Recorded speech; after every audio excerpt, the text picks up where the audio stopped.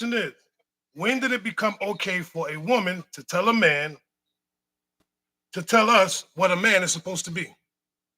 So and you're 100% right. For a lot of people who don't know, once Martin was unalive, they realized it was middle class black families that helped him rise into power. They needed to remove the man out of the home. That was about a couple of years after. They needed to remove the man out of the home to be able to create the dysfunction and to shift the power. Now, that it's never been, but that doesn't mean it's okay. No. Yeah. It doesn't mean it's ever been okay. That's society.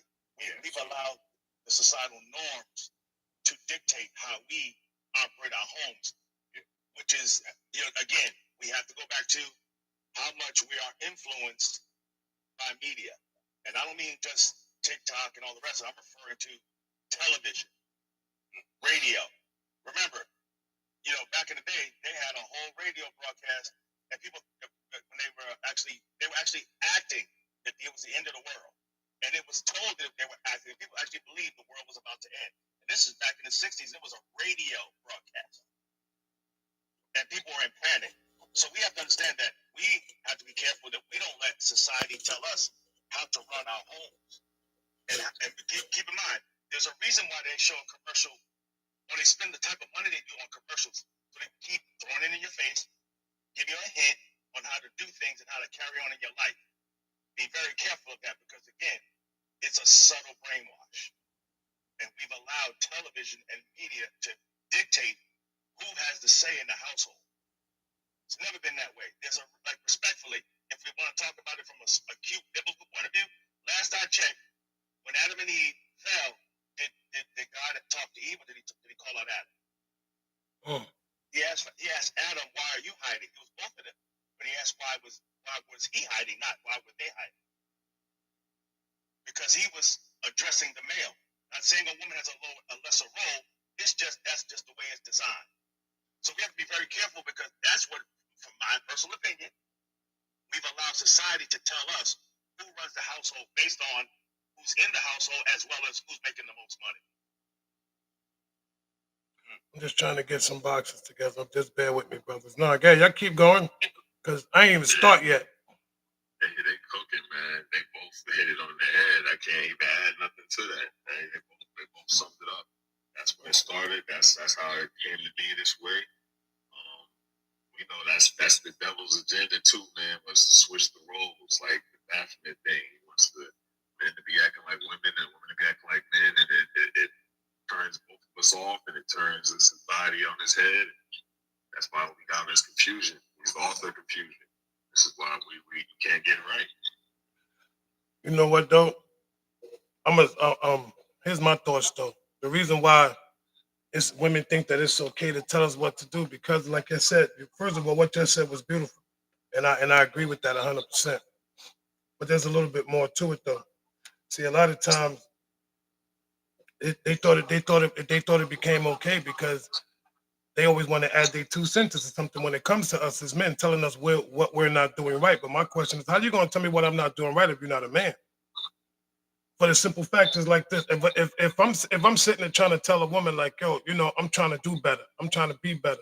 How do you know what's better? How do you truly know what's best for me as a man?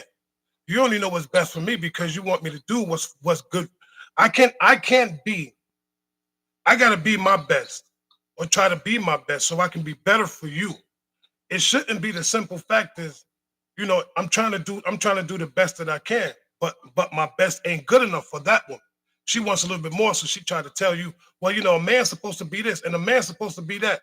But how are you going to sit here and say what a man is supposed to be if you're not a man? You only trying to design the man that you think the man is supposed to be best fits suits you. Has nothing to do with us. Because how can I be my best if you want me to be the best type of person that you want to picture? You see what I'm saying? Some of them put this picture of this type of man that no, allow me to be who I am. Because I can only be my greatness with me being great and me doing the things that I need to do will make me a better man for you. It's the vice versa. Like some women say, oh, you don't know what it's like to be a woman. Of course I don't. But you don't know what it's like to be a man, but yet you try to correct me. Make it make sense.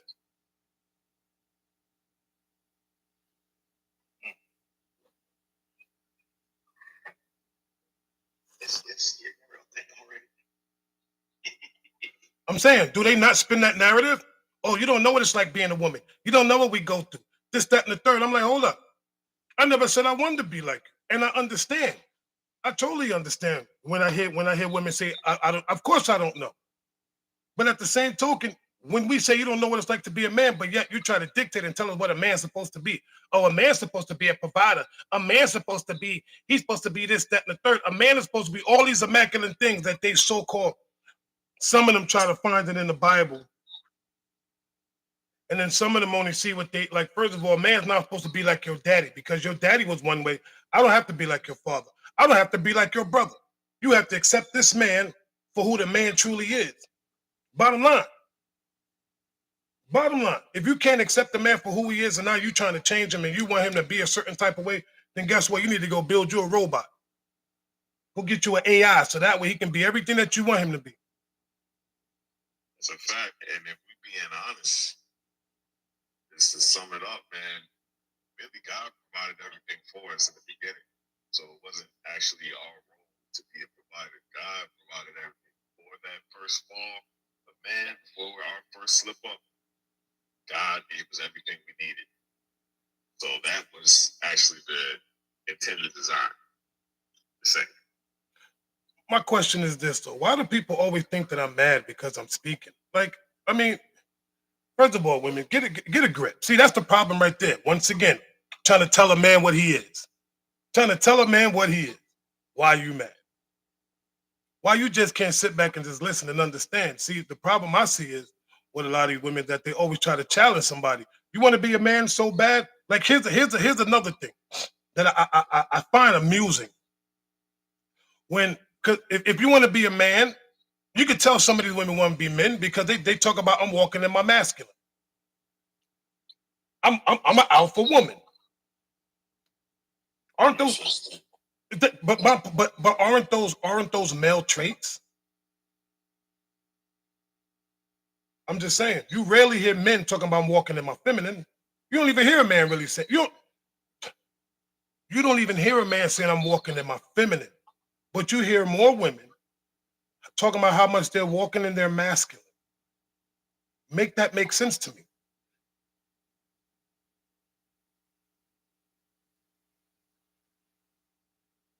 I mean, seriously, brothers, like what we talking about here?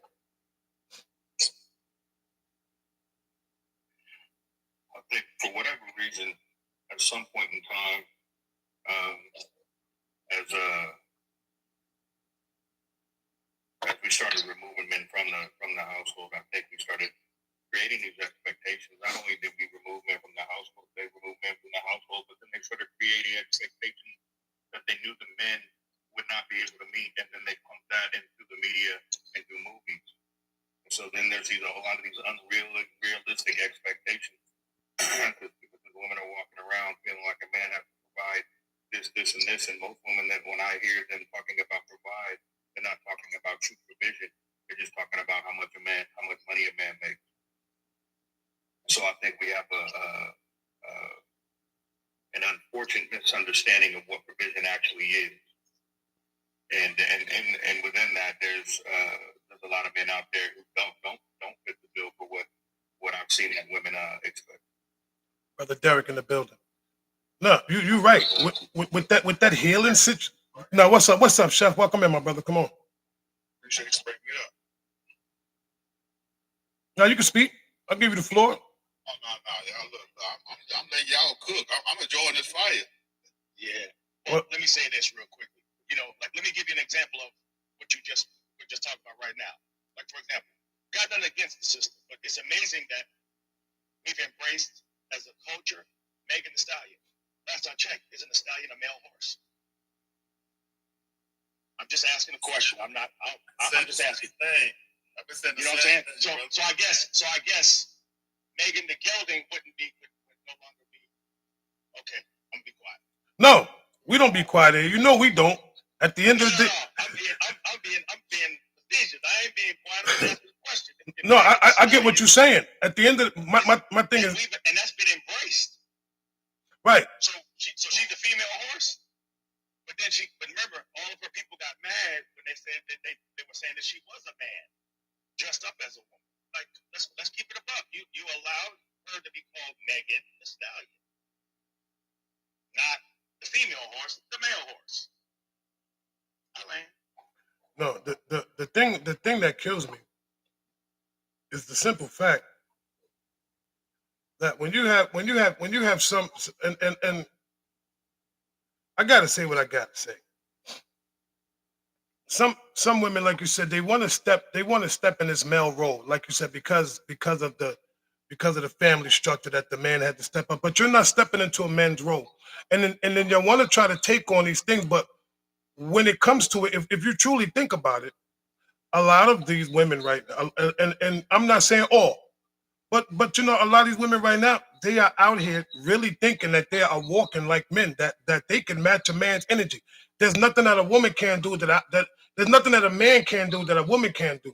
But the only thing they always say that we can't do is get pregnant because it's not designed for us to get pregnant. Just like it's not designed for us to do certain female traits.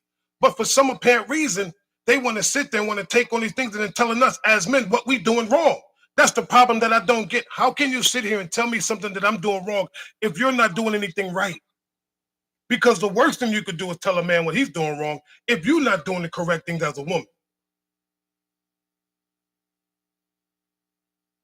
I agree, brother. You know what's funny is this a lot of things that a man can do or not do that would deem him as less of a man, but there's not a lot of things for a woman. And I'll give an example. Come on. Ooh. At the end of the day, if a situation goes down and the man does not jump in to help, if he runs, we're gonna be seen as less of a man. But if a woman runs, tucks tail, she gonna still be that same woman. No one's gonna look at her as less of a woman. No one's gonna say, "Oh, she should have helped. She should have put her life on the line." But that is expected of us as men. Every single man. I don't care what your body shape is, what your age is, any of that. The moment that you are seen as a man, the age where you are knowing better, are known, are able, capable to do that, they expect that. If you don't do it, you are a coward, you're less of a man. But you're going to tell me what it's like to be a man. You don't have to wear that shoe every day. You don't have to have that on your shoulder every day. Stop. First of all, here's the beauty of it. How you going to sit here and tell me what it's like, what a man's supposed to be? Oh, a man's supposed to be a protector, but you put me in situations where I have to protect you. A man's supposed to provide for me, but yet you're not providing a safe space for me. A man is supposed to be all of these certain things. Oh, you're supposed to be like this. A man's supposed to be like that, but yet when I tell you something, you don't even listen. A man's supposed to be a leader, but yet you don't know how to follow. All of these things that we are supposed to be, that these women are telling us what a man is supposed to be, but yet they are doing the total opposite. The total opposite, and then get upset. Why is that? You want me to be something, but when I am that person, then you can't even see it. You give us so much grief. And sometimes, why it's like sometimes we say, sometimes the man don't even want to come home sometimes. Sometimes he has to sit in his car in his own peace. He has to go downstairs. He has to find his own peace when you're supposed to be there for this man. But the moment we ask you to tell you something about you, it's hell and high waters. You want to make a woman a man? Tell her, hush, be quiet, chill. Please. Man, listen, you listen. It's amazing that the goalpost gets moved so often. But again, it goes back to what I said earlier. We've allowed outside influences to tell us how to operate as men. I got news for you. Try that in other cultures. I wish you would tell men how to operate in other cultures. Or women, do you think it's okay to tell how men should be operating and be men in other cultures? It's not going to go well. It really is not going to go well. You know what kills me when the cop out women say, well, he should leave. Why should I leave when you should just make that man, when we should make his life a little bit more easy? Why should a man have to leave you when you can make his life a lot easier? You see what I'm saying? Is that not a cop out? Because if that man leaves you, how many men has already left you? Because of the simple fact is, who is to blame? You. Sometimes your women don't want to blame yourself. You always want to blame the man. Oh, he wasn't this, he wasn't that. And then, listen, men, it's not that the man does not like you. It's the fact that he don't like some of the things that you do and you're not willing to bend, but you expect for him to bend. Why can't you be like this? And then the worst part is when you start comparing that man to the man that you was just with. Why can't you be like this? Well, he was like this and he did all this stuff to me. Well, then guess what? Then go back to he. Now, the other question is, if that's the case, why you not with him? That part. I say the same thing about the Megan Thee Stallion thing. Oh, good morning, everybody. Grand Business is how I say hello. Grand Business, everybody. I rise like the East rise every day. So it's not about being perfect because nobody's perfect. But a real man, when you make a mistake, accountability is, you know what? Hey, I made a bad decision. You can recover from a bad decision. What you can't recover from is like losing a child. That's something that's deep. You hurt, she hurt, y'all hurt. I said, I'm making a statement. They was like, well, you see how big she is? I said, you know, those Budweiser horses, they have female versions too, right? They don't call them no stallions. They got quiet. I rest my case. It's to me, I think a lot of women truly need to understand that telling a man what he's supposed to be is one of the worst things. So we don't sit there and tell your women what your woman is supposed to be like. No, those are those male chauvinists. Those are those so-called fake alpha males. Those are the ones that tell a woman what she's supposed to be. Most of the time, a real man like, look, baby, I accept you for who you are. See, that's the difference.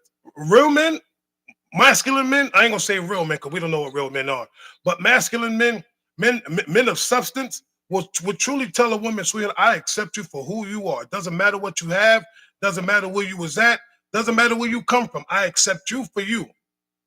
Period. That's the difference.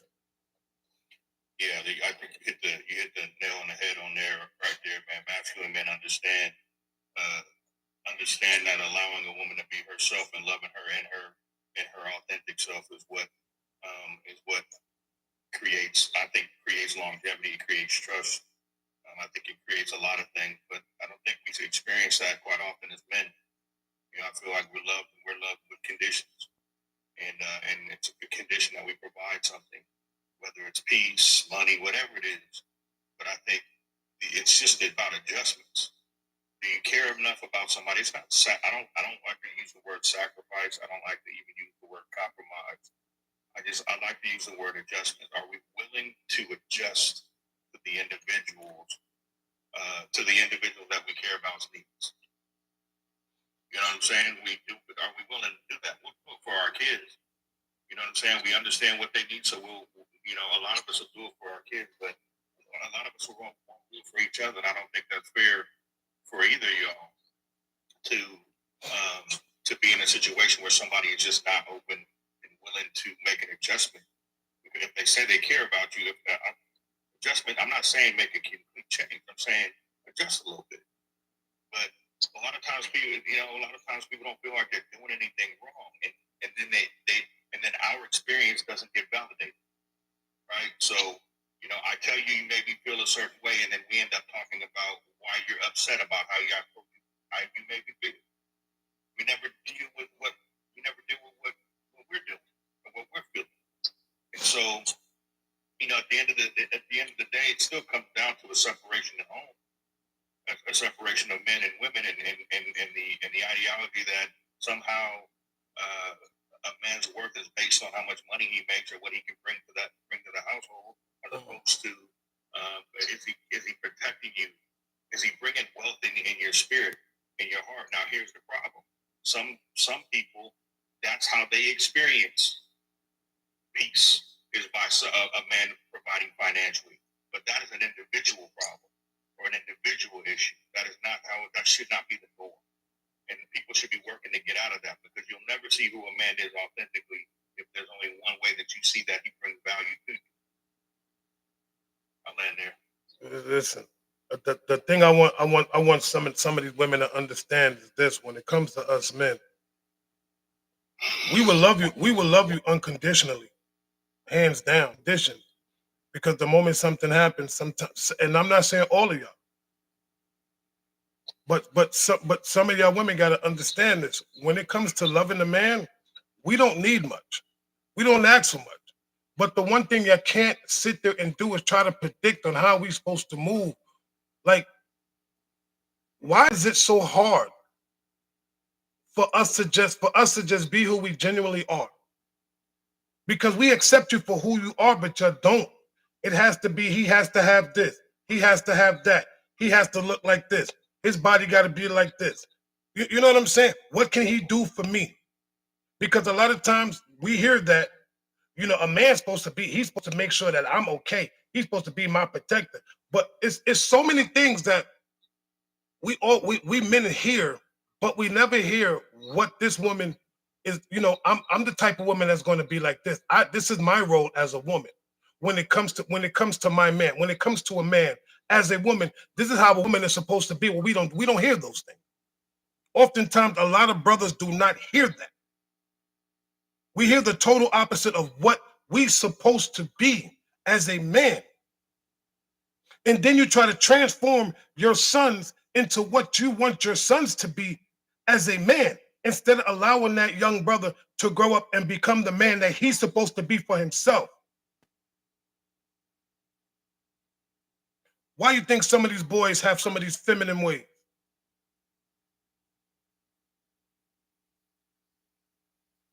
Because you already told him he's supposed to be sensitive. He's supposed to be like that. And there's nothing wrong with a man showing his sensitivity. Nothing wrong with that. Had nothing to do with their daddies. Come on. Come on. See, and the funny part is some of y'all women want us men to be like your fathers. Well, my daddy, once you start telling me what your daddy was, guess what? Then you need to go back home to your daddy then. Because I'm not him.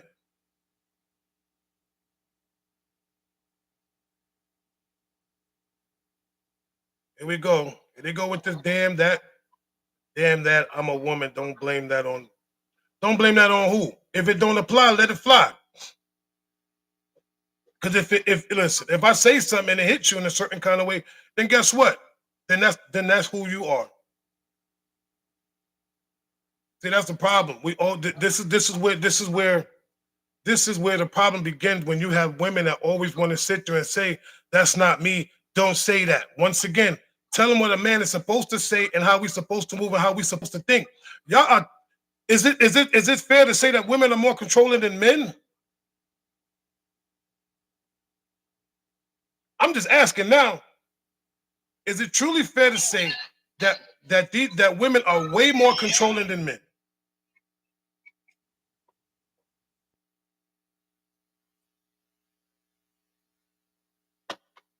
I'm gonna give you a point. You don't hear me talking to you? Listen to me. Is that not trying to control me? You want me to listen to you, even though I'm sitting there and I'm hearing what you say, but you're not listening. But why can't you do this? I need you to go do this. Oh, what you ain't gonna do is do this. What you not gonna do is do this. How you gonna tell me what I'm not gonna do, what I ain't gonna do, where I ain't gonna go, who I ain't gonna see, what I can't do? Like what?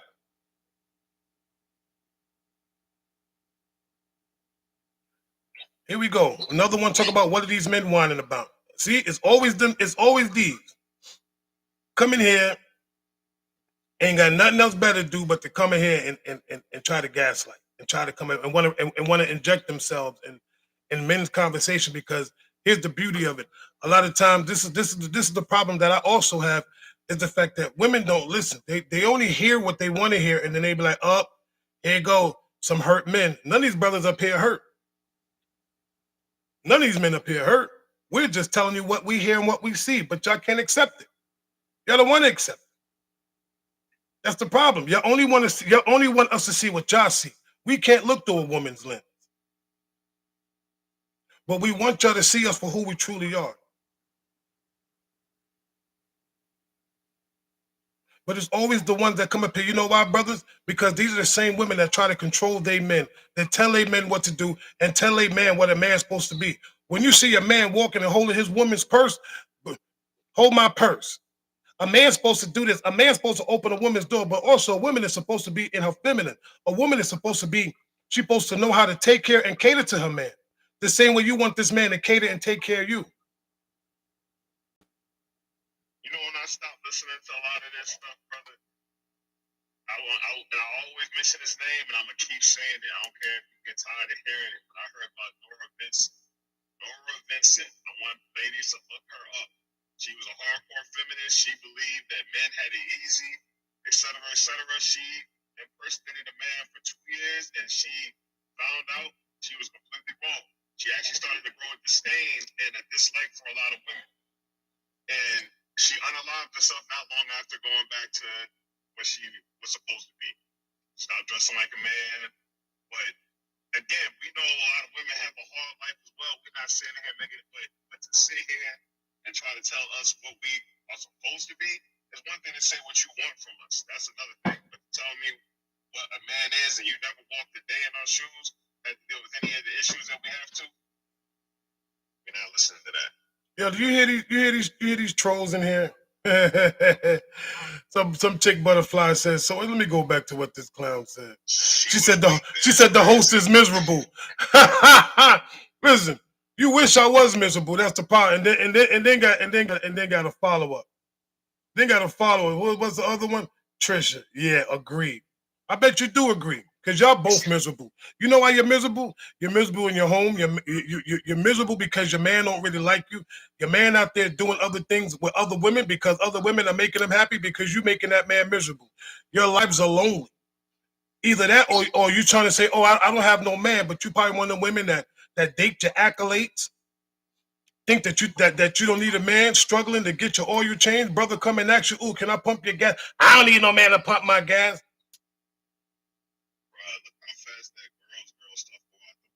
She said she was weak then. Dang. You just gonna talk Oh, about now you want to come up? Oh, now you my friend now? You just agree with what you want to come up here for? For what? You want to interject? You want to bring yourself up here so you can get this work? You got 5 men up here and you want to come up here.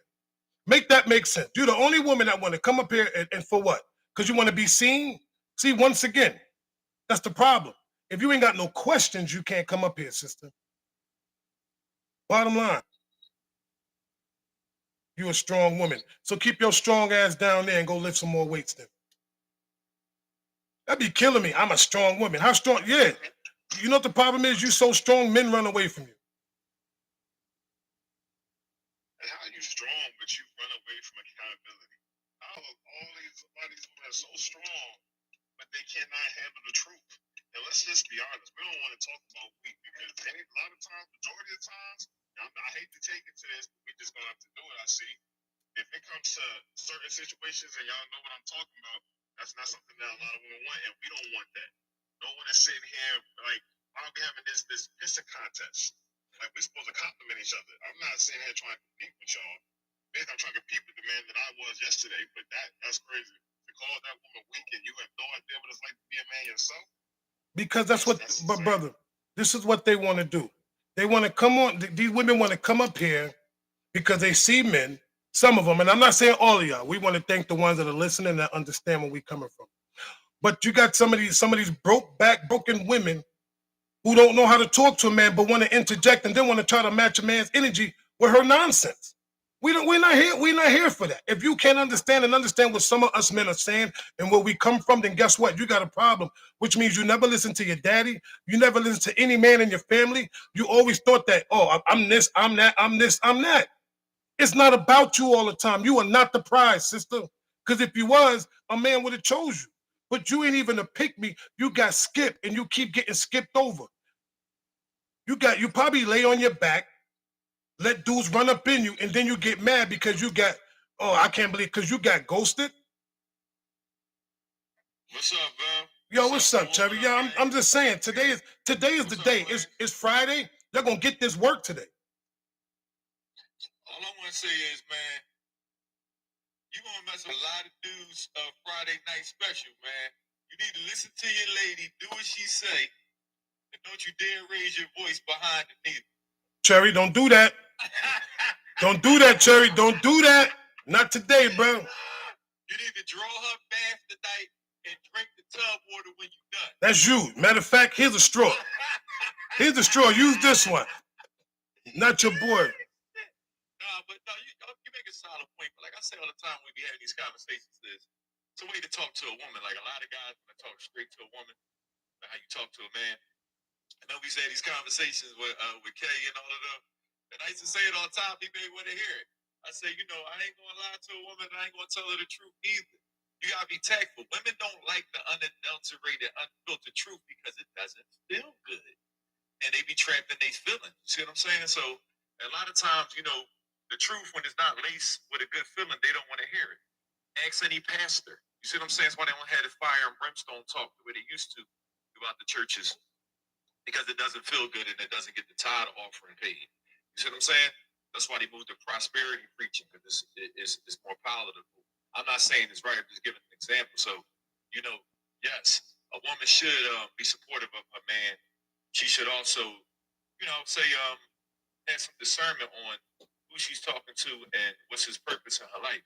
But I think a lot of guys, I'm not saying this what your point is, it's my point. You know, a lot of guys think that comes with barking orders at it when you come home and not, you know, dealing with her in a tactful manner. That's why I ask brothers, do you talk to your son the way you talk to your daughter? Probably not. Talk to your granny the way you talk to your grandpa? Probably not. So if you understand that, you should understand what I'm saying. You feel me? Right, but my only asking is, why do women think that they can tell a man what he's supposed to be, what a man is supposed to be? You're sitting there trying to tell me what I'm supposed to be as a man.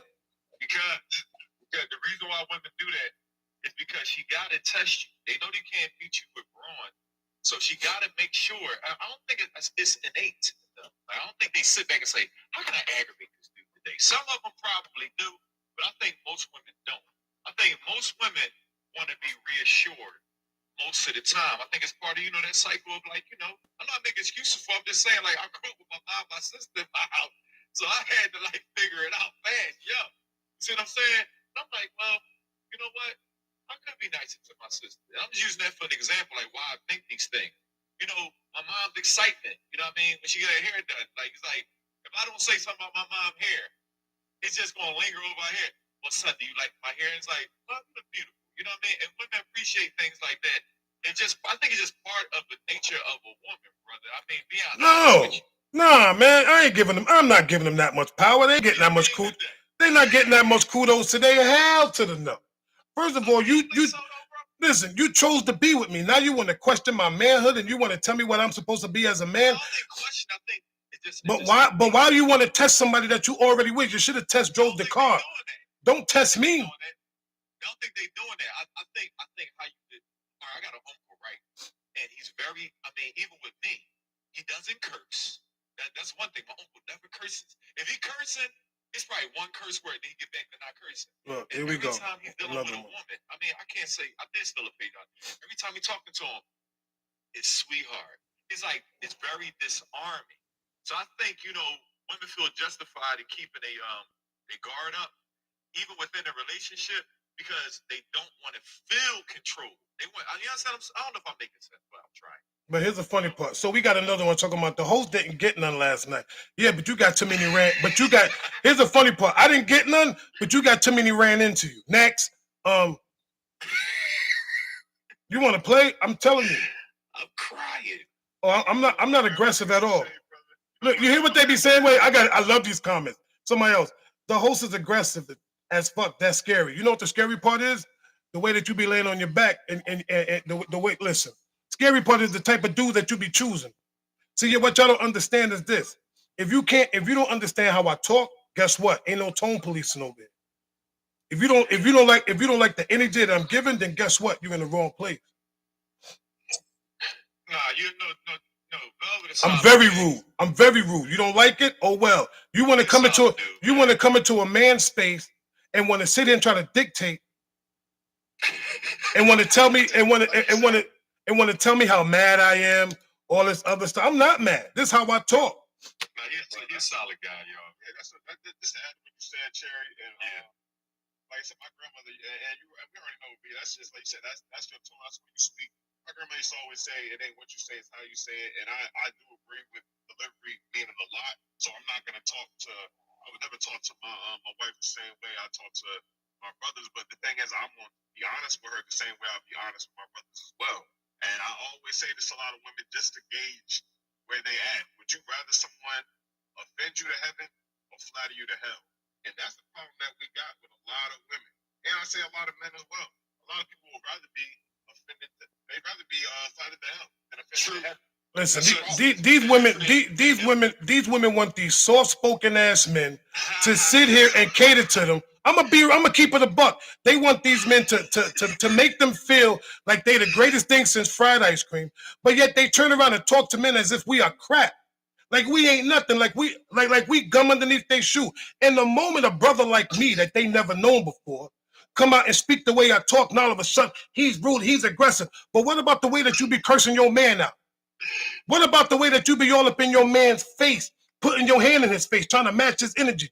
What about how many times you be in your crib and you be telling your man what he ain't gonna do? Oh, you better that, tuck, this, that, and the third.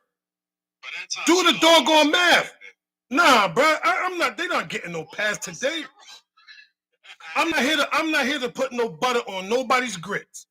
Bottom line. All I said was by that. Here go another one. So this is what you go through. She's lost all respect for you by that point. All I'm gonna say to Infinite is this: what I've learned with women, bro, as much as it might suck, they just want to have their feelings considered. Even when they wrong. I'm not saying it's right. We chopping it up. Cherry, stop. Stop, Cherry. Even with the sacrifice of your feelings. Thank you. That's the problem. Like, that's not what we're doing in here. We ain't considering that shit. And I'm gonna tell you why. Because we're here as men just to talk about men. Right? We're just here to talk about men. And then but you still have women coming in here with what they're saying. It's like, come on, man. We can share our experience, and every time you tell us that we're hurt or whatever it is, you choose not to validate the experience. That's true, Gary. The problem is people don't know how to validate. The women aren't validating the man's experience. That's what we go through. And I can't. That's the thing. You got to go through all these things to make sure that they want to receive this message that we're trying to give. We got to say it a certain way. We got to have a certain tone, but that isn't always the same when they're in their emotions and they're speaking to us. Now, this doesn't apply to everybody, but this does happen. But let me tell these women something real quick. This is not for men only. This is for your women to understand when men come from our perspective, what we see, what we feel, what we hear. This is all it is. It has nothing to do with, oh, this is just for men. Come on, I don't hold no live just for men to have only men. No, this is for some of your women to see what some single men, what some married men, what we feel when we feel attacked, when we feel that you're not listening to us, when we feel that we need a shoulder to lean on and we can't get that shoulder, when we need that safe space and you can't provide it because you want the safe space to just be strictly for you. When you sit there and try to tell us how we supposed to feel, how we supposed to move, and how we supposed to think. This is what it's all about. No, I'm just saying, this is what it's all about. It's about, listen, we're not saying we don't love y'all women. We're not saying you ain't hear no man up here talking about, I can't stand women. None of us have said that. None of us. I got to say this. I'm sorry. I saw this. I knew I was going to see it. We're not going to listen if your tone is wrong. So again, you'd rather be flattered to hell. The Bible says the best must come. This is what gets me. We act like the world that we living in now is the same as the one we grew up in as kids. Like it's like a war zone out here. Every single day, people getting hit up in church and everything else, and you want me to say it to you nicely all the time? No, scratch that. At the end of the day, there's times when I'm going to deliver to you in the best way possible, nice way possible. There's times I'm going to just give you a straight shot, no chasing. And if you can't take that, then that's on you, because the world ain't going to deliver it to you nice. The world is not. It's not a nice world like it used to be no more. I don't understand this. Well, I'm just saying, would you please stop saying I'm angry? Because I'm not an angry black man. Understand that I have a beautiful, loving wife upstairs. She loves me just the way I am. I'm not angry. Far from angry. They just be killing me. Listen, brother, can I speak on your behalf? Please, brother. Like, I mean, I really don't need it, but I get it. No. When I say speak on your behalf, meaning as an advocate. Here's what I want to say real quickly. My brothers and sisters who are listening to us talk on this panel. This is how men talk, like we in the barbershop, just like when women are in duty power. It's different. We talk just like this if we in the barbershop having a conversation. It's just that simple. Stop taking everything and being so sensitive. But here's the thing, especially if it's always the goalpost gets moved. So if we say something with passion, or better yet, let's say we're a little bit perturbed about it, we're a little pissed off about it. Now all of a sudden it changes the message. Stop it. Because guess what? You can let your girlfriend call you all kinds of names and it's okay. But if a brother who loves you or cares about you doesn't say it in a sweet tone, it's a problem. Stop that. It's not being, as long as we're not being disrespectful, listen to the message and not what's being said. Listen to what's being said. We're too busy worrying about the tone. I get it, but let me ask you a question. When you ask your significant other to take the trash out and he forgets the first time, do you ask him nicely the second time? No, you get an attitude if it's not done in a timely fashion. But let's stop this with all this. We getting at brothers because they say something. You wanted to hear from us, but letting you know how brothers actually feel. And there's a lot of brothers who agree with us, but you're going to complain about how we say it and it isn't the way you think we should. Listen to the message. Moderators. Nah, go ahead. First of all, let me say this. What's up, Liddy? What's up, Julius? What's up, Just Comply, my brother Just Joe? What up, though? Welcome in, yo. What's up, what up, bro? What's up, Anna? Thank y'all for joining the conversation. I know we got others waiting to come up. I'm just, my moderator, she's the one that's moving people around. It's not me. So just to let people know. So what's good, though? Hey, first and foremost, good morning, my brother. Good morning, Brother Ford. Good morning, Good morning, 757. How my brother's doing this morning? Blessed morning, brother. You know, it's another day in TikTok world. Another day in TikTok land when we got to, It's Friday. It's Friday for me. Listen. What we say the other day. Yeah. What we talk about the other day? But I like it though. You know why? Because they need to get this work. What they fail to realize is this. And here's the problem that I see. Women will come into men. Some women. I'm not gonna say all of y'all, because I'm not gonna say all of y'all women. So respectfully, ladies. But some of these women come in here because they come from a hurt place. Number one, they never really heard a man speak aggressively, or not even aggressive, just with intention in his voice. They're so used to men bowing down to them that when a man speaks like this, they don't know what it's like. So all of a sudden he's angry, he's hurt, he's this, that, and the third. But the sad part about it is because their mothers ran their fathers. Number one, their mothers ran their fathers, questioned the fathers, did everything to the man, and then they did it to their sons, and now they do it to their men. So then when a brother like me pull up, oh, wait a minute, I ain't no man gonna talk to me like that. Talk to you like what? But the problem I always have is this. Why is it when a man says speak a certain type of way, it's okay? But if, like I said before, if you try to match that man's energy with all your profanity and all this, that, and the third, and you become so disrespectful because you always say it starts with him, but the disrespect starts with you, the way that you start running your mouth.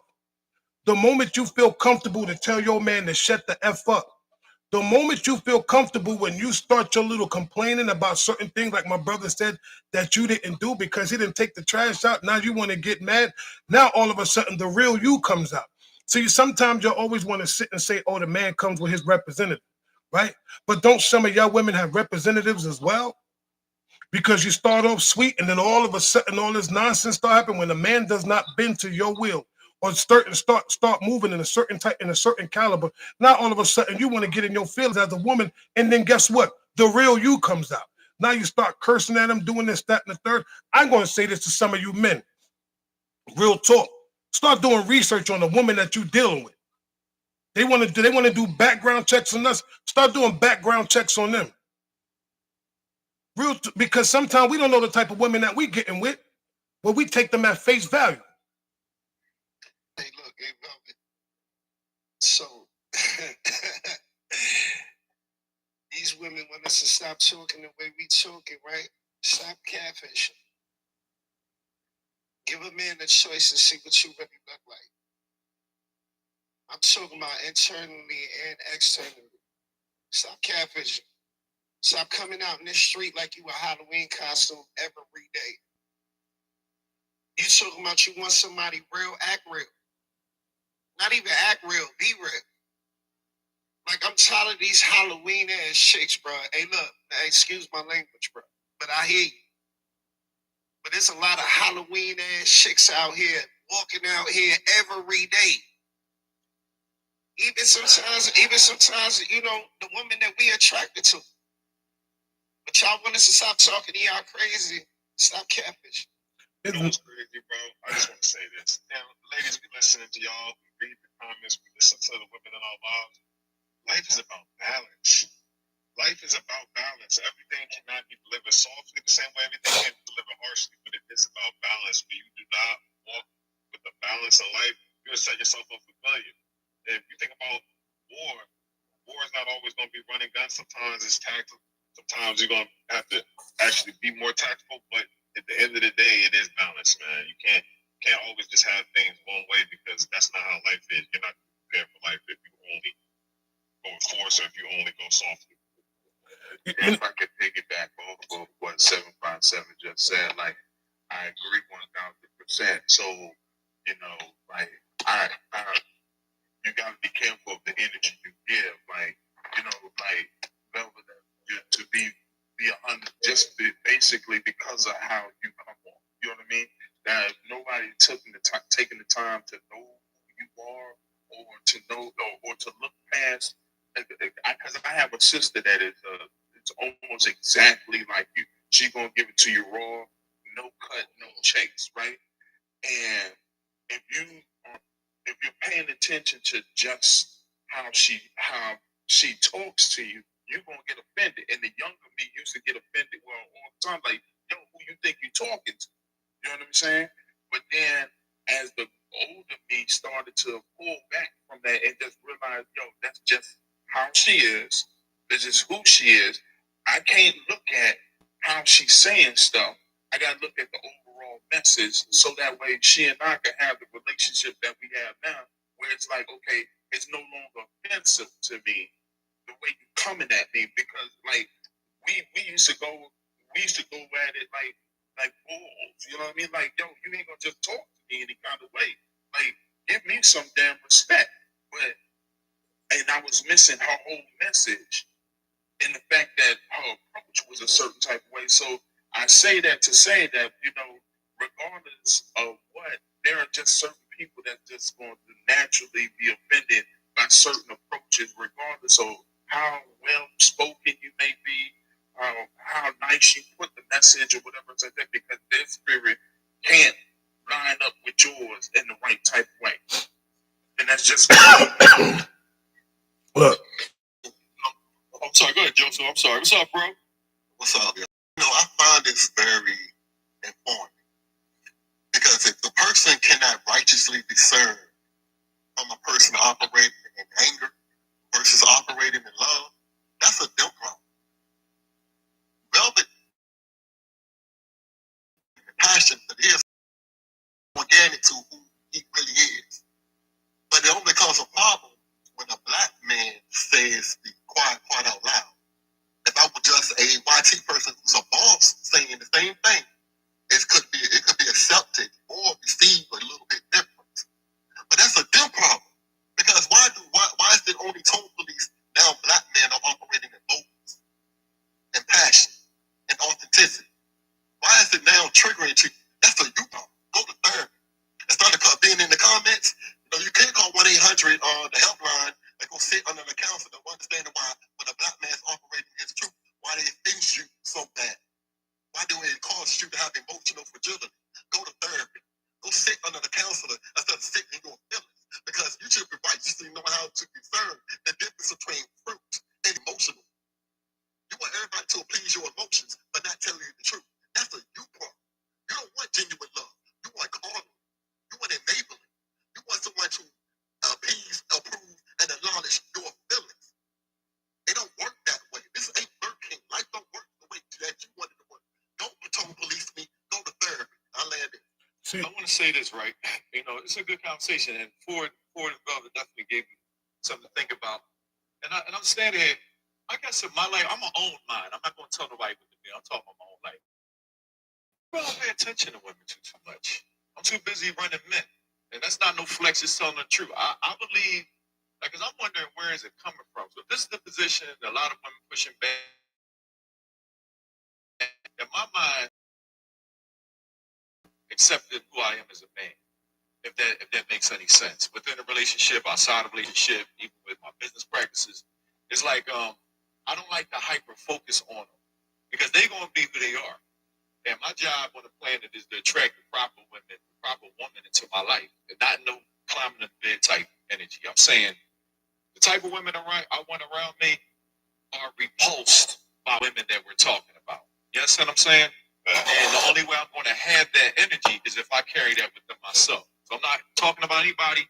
I'm just making a point to say that's why I failed. I guess it's why. I'm sorry, not the I'm trying to say it. Like what Ford said to me, I was thinking about that since he said it, and I'm like, how I get this way? And I got this way because it's a slippery slope trying to get chicks to be a way that you want them to be, or you try to reach to them. I've gotten more by cutting off. I'm not saying being evil. I cut her off. No, just I'm repulsed by you. Therefore, our energy doesn't align, and my life naturally gravitates me away from women like this. So maybe that's why I'm a little bit skewed. But can I? See, no, go ahead, Ford. Go ahead, brother. No, I was gonna say this is the thing, and this is where these kinds of conversations get interesting because we're having a conversation just about what we go through or what we've seen our brothers go through, and it's reality for us, right?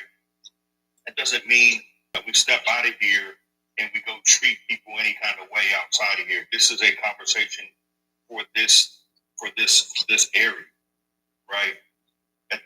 When it's all said and done, we got to go back to living our lives, and we do what's best in our lives, and we treat the people that we care about the way we treat them in our lives. And I don't know anyone here that doesn't treat the people that they care about with respect.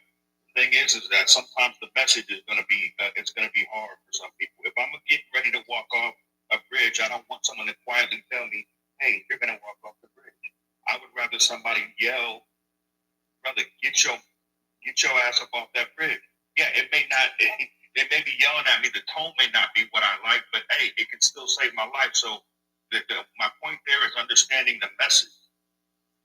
You know what I'm saying? Understanding the message, because what we're talking here and how it's said isn't indicative of how we move in our lives. This is a group conversation. You know what I'm saying? So when we try to make assumptions about who people are based on what we're talking about here, you couldn't be any further off. And that right there goes back to what Joseph said. That sparks up something within you. You have to ask yourself, why am I feeling this way when I'm hearing these people speak their truth? You know what? This is. So no, my bad. We taking this one moment and then this one conversation and extrapolating it like they figured all of us out like this must be like we're having a conversation about this particular subject, and again at the end of the day, that's why I love certain independent movies. Now I'm gonna get with it. Remember the Titans when he said to the other coach, "You think you're helping them, but you're crippling them. You're crippling them for life." If I'm just always just trying to coddle and soften the blow, I am enabling and I'm not preparing for life. That's not going to prepare you. The life is not going to do that for you.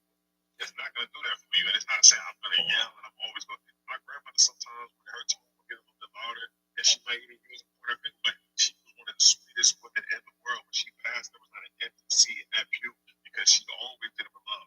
With Christ, sometimes he corrected people, but he flipped the table in the den because we're out of order. It's a case by case scenario, but you cannot tell me that you cannot do that out of love. So let me address two people. Number one, I'm going to address two women in the chat. One, Miss whatever her name is, Mr. Q, Miss Q Brisket, whatever her name is. She said when a man does not respect your feelings, run. So that means we should be hauling ass on a regular, because a lot of your women don't respect the man's feelings.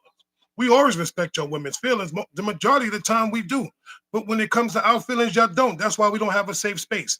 That's number one. Next, let me move on. Here go another one, Miss Meach. Y'all swear y'all know y'all got women figured out. We never said we got women figured out. You never hit, not one man up here said, I got every woman figured out. We don't. We don't, but just swear that y'all got a man figured out, because what's the first thing to say? I know a man. You don't even know a man because you don't even know what a man is. Let's be real. Let's just keep it a buck. See, now I'm speaking, I'm not even speaking aggressive. At the end of the day, some of y'all sit here and always want a man to validate your feelings. But when a man needs his feeling validated, when a man needs something from you, you can't truly give it to him. You give it to him with conditions. This is the reason why men love unconditionally, women love with conditions. It has to come with a condition. But why? And the question is, and your main question, well, why do I need to do that? Why do I need to do this? Why do I need to do that? Is that not a condition? But at the end of the day, when we talk about it, men don't. We sit here, we try to learn a woman. This is the whole thing. We try to learn you because we don't know everything about every woman because we never dealt with every woman. We can only talk about the women that we may have dealt with in our lives. Period. So now you see how you get the message now because I'm not as aggressive because it's the tone that you want from me. But nah, because that's not how I give it up. I don't talk like that. You know why I don't talk like that? Because I ain't no simp and I'm not here to pander your ass. I'm here to tell you straight up and down. Some of you ain't never deal with your fathers, right? Your fathers wasn't in your lives. Your fathers talked to your mother a certain type of way. So you think that. Then you deal with these whack ass dudes and then you want to get upset talking about men supposed to know you. Nah. Blame the dudes that you dealt with. Don't blame us. You come from a hurt place. When the women always talk about he's coming from a hurt place, that's because your ass was scorned. You better learn something. But see, the problem is, y'all think y'all know every doggone thing. But y'all don't. Y'all think y'all got answers to everything about a man, but y'all don't. You know a man sit and say, I got every answer to a woman? No, you're not supposed to know me. You're supposed to learn me. That's like you're supposed to learn each other. You can't sit here and say I'm the same type of man that you dealt with because I'm nothing like that dude. But you only see what you want to see. And same thing with some of these brothers. Yo, she's just like the last girl I dated. Stop putting that on that woman and stop putting it on that man, and y'all will be better. But if you only see me from what you seen with the last dude, then guess what? I'm going to always be that same last dude that you dealt with, and vice versa. A woman can get on the platform and she got a question. That's how I give it up. You see what I'm saying? Because what I'm not going to do is have a woman come up here and then want to interject herself so you can have all these other hyenas talking about, girl, you right. Girl, you right. Nah. Because the first thing I'm going to ask is, who sent you? Because if you come up here without a question and you want to interject yourself in a man's conversation to try to tell us something about us, then guess what? You are the queen hyena.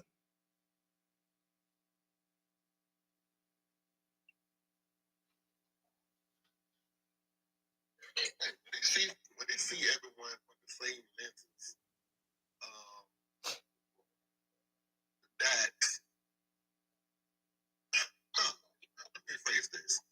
If you're judging everyone from your own lenses, ain't that a you problem? If everyone is like the person that hurt you before, aren't you the common denominator? Why is it that screaming victim enables more attention than going to get some help and getting healing, so you stop choosing the same individual in the same season? You know what? I want to say something real quick. I'm sorry, Joe, and I love what you just said. But here go Miss Mona. Stop being so aggressive. Let me tell y'all women something.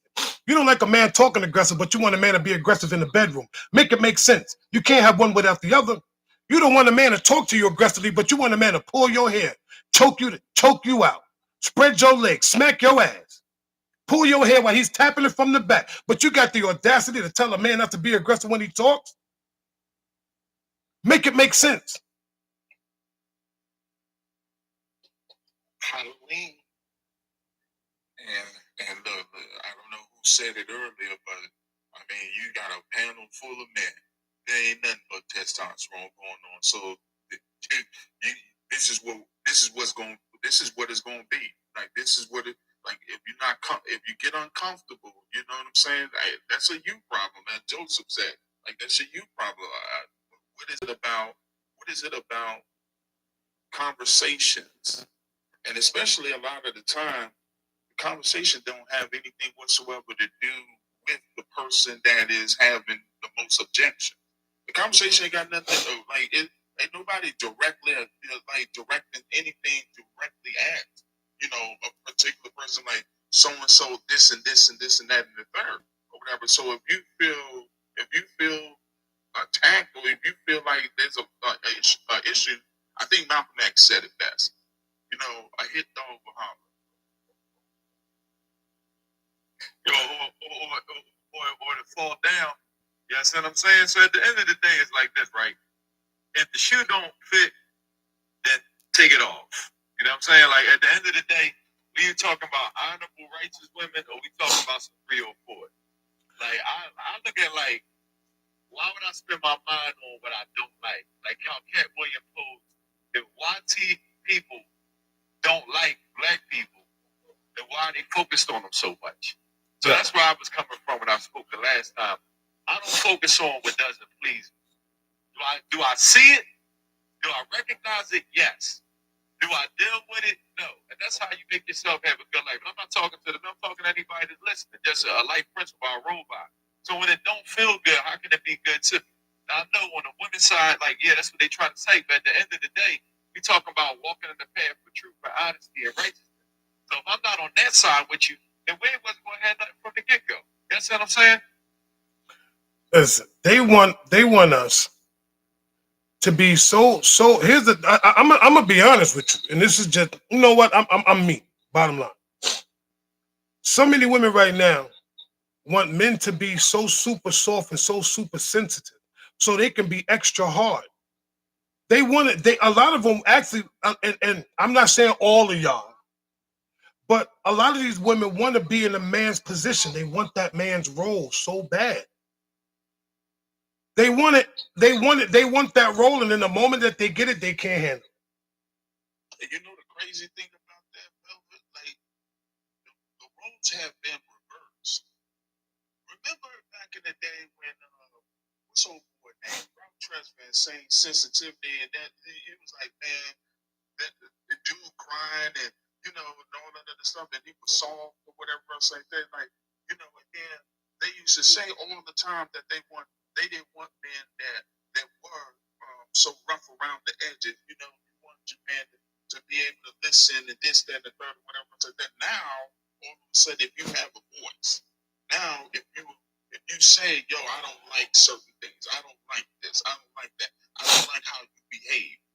Now they find words to now disparage that, to say now you sassy or you this or you that. But when we wasn't talking, when we was dealing with shit the way that men do, then at that particular point in time, it was, you know, we were closed off. We were, you know, we were withdrawn. We weren't this, we weren't that. So it was like, you know, like we can't win or losing because it seemed like every generation you're trying to change who we supposed to be as far as to men. Like we gonna be men at the end of the day, and a lot of the time the problem is that you as a woman will not understand me as a man just the same way I as a man will not understand you as a woman. So here's a better question. You know what? This is how I'm gonna do this. And ladies, see now I'm talking, and I'm not even gonna get aggressive right now. I'm gonna ask you a simple question. How many women walk in a masculine? How many women are alphas? Number one. If you're an alpha woman, put one in the chat. If you feel that you're walking in your masculine as a woman, put a 2 in the chat. I'll wait. I'll give you about 10 seconds. So there's only 2 of y'all so far. Somebody said they walking in both. Mm. Mm. Mm. I'm single, so I'm masculine. You listen. You see this, right? Gentlemen in the chat, fellas, do y'all see this? I'm seeing it. Mm-hmm. Hey yo, so it's so crazy how, you know, I was strolling Jesus the Christ. streets of TikTok the other day, and I came across this old woman panel, right? And it was sad to me. It was sad. It was a whole bunch of divorcees sitting on a panel, and they were speaking their little experiences and talking about men. And you see all these women in the comments. Yeah, that's right, girl. Oh, I went through the same thing. And it's like you got a whole bunch of hurt ones in just one room. And then the conversation switched to, oh yeah, I like to get, this is how I like to get it in the bedroom. And I don't think men like that out here no more. And I don't think they, some men like to bow down to women and this, that. And I was like, what?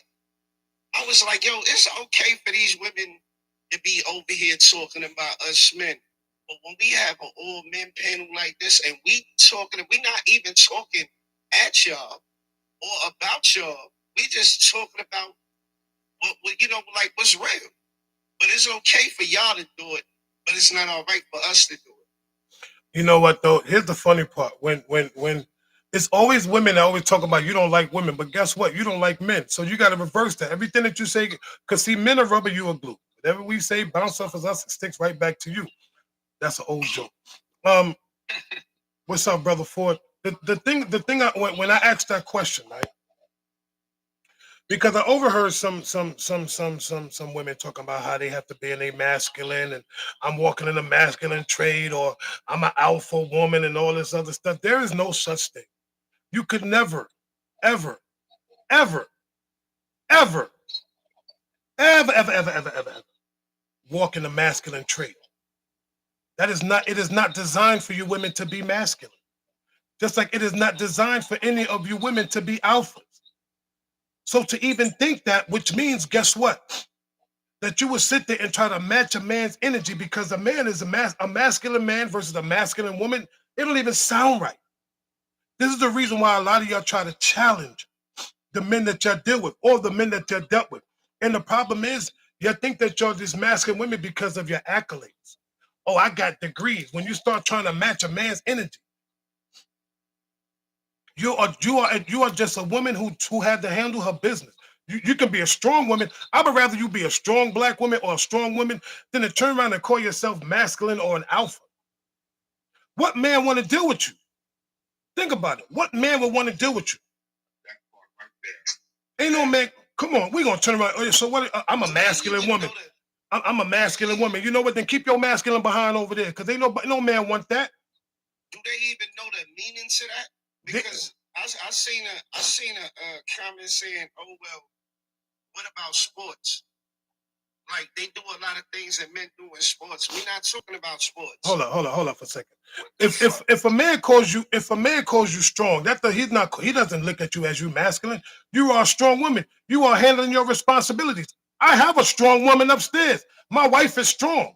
She ain't no damn masculine because I'm the masculine one. Bottom line. See, a man knows when he got a strong, good woman.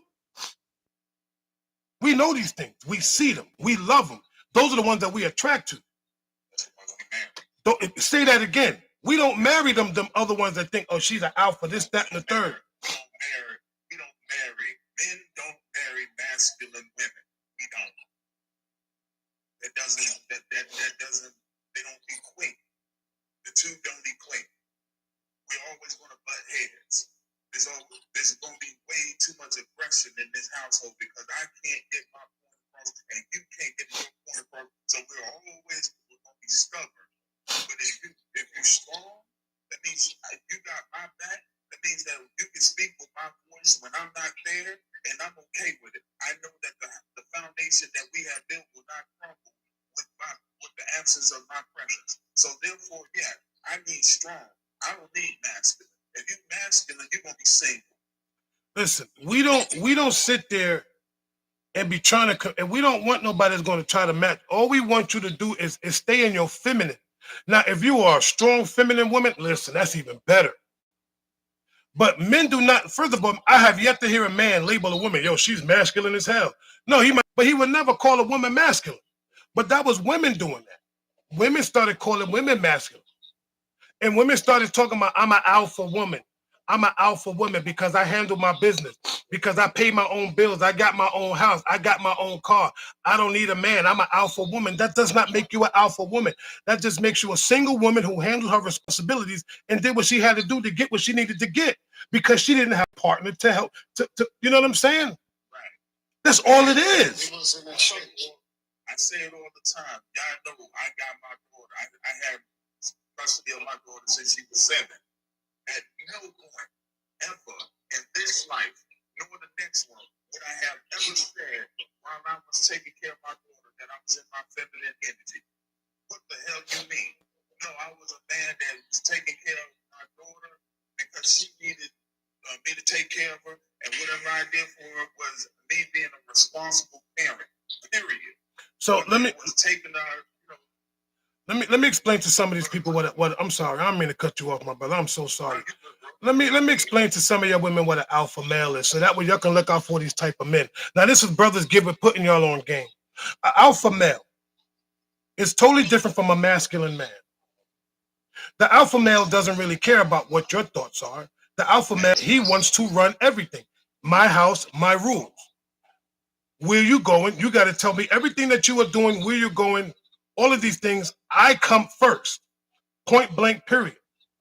The true narcissist. Thank you. The true narcissist. Not the ones that y'all be giving these labels to, but the true narcissist where you can't move without them. Exactly. The ones that tell the ones that be all up in your back, and then he can go out there and lay with other women and tell you that he's doing it, and you have to accept it. You know why? Because you are totally solely relying on him, and he makes sure that you are the only that you are relying on him and him only. An alpha male will actually tell you, you don't need to work, I'm gonna take care of you. And then you fall into that. And then guess what? Now this man is running around doing what he wants to do. And you can't do nothing because why? He took all of your resources, everything. It is a controlling trait. That is an alpha male. And then some of y'all are with these men right now and don't even realize it. You are stuck. You know when you're alpha male? I'm gonna tell you when you know. When you've been with somebody for over 10 to 15 years and that man never married you. He's an alpha. He used you for 10 to 15 years. Never proposed. He might have proposed just to shut you up, but gave you a hush ring. And now you are stuck with this man 15, 20 years. And then you started to realize after the 20 years, after 2 decades, I'm in a bottomless relationship. You are doing wifely duties on a girlfriend's salary and enjoying it. That's the difference between an alpha and a masculine man. Because a masculine man, we know what we want. We know what we want. We gonna slow walk you right to the aisle. And when I say slow walk you, which means we're not trying to lay down with you. We want to lay down with your heart and with your mind. We don't want your body. We want your brain. We want your heart. We want your soul. We want everything from you. We want to love on you in a way that you ain't never been loved before. We're going to talk to you in a tone that you ain't never heard before. We're going to caress you in certain type of ways that a man ain't never. Listen, you better learn something. That love is action. The love is action. I got to get up on Saturday. The card needs to be washed. Matter of fact, both cars get an oil change. Matter of fact, let me take care of her oil change first because I don't want nothing to happen to her car because that's my baby. Both cars need to get their brakes changed. Matter of fact, let me make sure that hers take care, not just the oil change, but the brakes need to be changed as well. Make sure that everything is good for her first. Let me fix this kitchen sink. No, matter of fact, let me fix the garage light that just fell down last week. I'm serving my home. I'm serving my family. I want to make sure that they in the righteous, best position possible when they leave this home, that they're safe, they're protected, and they're provided for. It's action. But Joseph, and to be honest with you and tell you the truth, yeah, all of that, you know what? We do serve. But you know what? We serve who serves us. So it has to be a twofold thing. You know what I'm saying? Like, it can't be that I'm serving you and you ain't serving me. This got to be a back and forth thing where, you know what, I feel just as appreciated in what I do, just the same way you feel appreciated about what you do. It's got to be back and forth. Reciprocity. Yes. It's reciprocal energy, right? You know what I mean? You validate each other's experience, therefore you're open to each other's experience. And then y'all can work together to kind of figure out where y'all go from there. I want to say something to some of your women too. When I hear some of your women say, well, where are these men at? These men are where you're not. Because you're not in position for these men to find you. Let me say that again. I know my brothers caught that, but let me say that for some of your women. When you always ask yourself, When brothers tell about these certain where these men are, because these men truly do exist. Some of these men are on the platform right now, but you would never know because you don't know what it looks like. So I'm going to say this one more time. When I hear women say, where these men are at, these men are places where you are not at, because guess what? You at places where you're trying to be seen. You at places where you want the wrong type of man to look at you. This is the reason why you attract the wrong type of man. You have to change your atmosphere. You got to start moving different. You expect a man to find you, but you too busy looking for somebody else. That's why that man can't find you. Bro, I want to say this, right? Because I'm listening to y'all, and y'all was cooking heavy. I mean, I'm loving it. You know what I mean? And I'm gonna, you know, just to like kind of divert a little bit, shake it up. I blame society, man. Because you know what? All this working that they doing is hardening them up. It was a point in time your lady was at home. I'm not saying don't have jobs and women can't be astronauts and doctors and be brilliant. I'm just giving something to think about. Like my mom and my grandma was home. It was a different woman. And I'm talking about the 90s, the early 90s. The 80s for sure. Like my grandma was home. Like I always felt, I'm just saying as a kid, I even felt safe. Like I walking from school, the moms was in the doors. Y'all remember them days? You know what I'm saying? Like, you know, like you feel you don't know that lady, but that lady know you. She know where you going. You know what I'm saying? And just women being in the workforce, I think it just naturally hardens a woman. So after juggling with people, she could be jostling with people all day, and you know, office politics and the nonsense. You know, your wife come home and tell you about these things. Your lady come home and tell you about these things. It's like it sounds like misery because I'm miserable with it when I was doing it. You know what I'm saying? And now y'all kind of bickering and y'all think y'all arguing because y'all mad at each other, but you really dysregulated for all the BS from earlier that day. So I think it's better for a man to be dysregulated. I know it sounds crazy. That's my best words I got right now.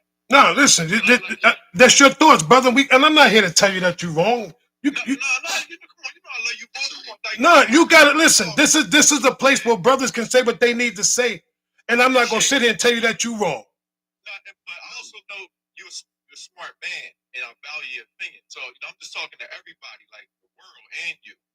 But I'm talking to you. You know what I mean? Like when I be thinking about, I mean this for my own life. Like, what am I working for? I want to say this. I want my lady to be able to stay home. That's why I'm hustling so hard, Jay.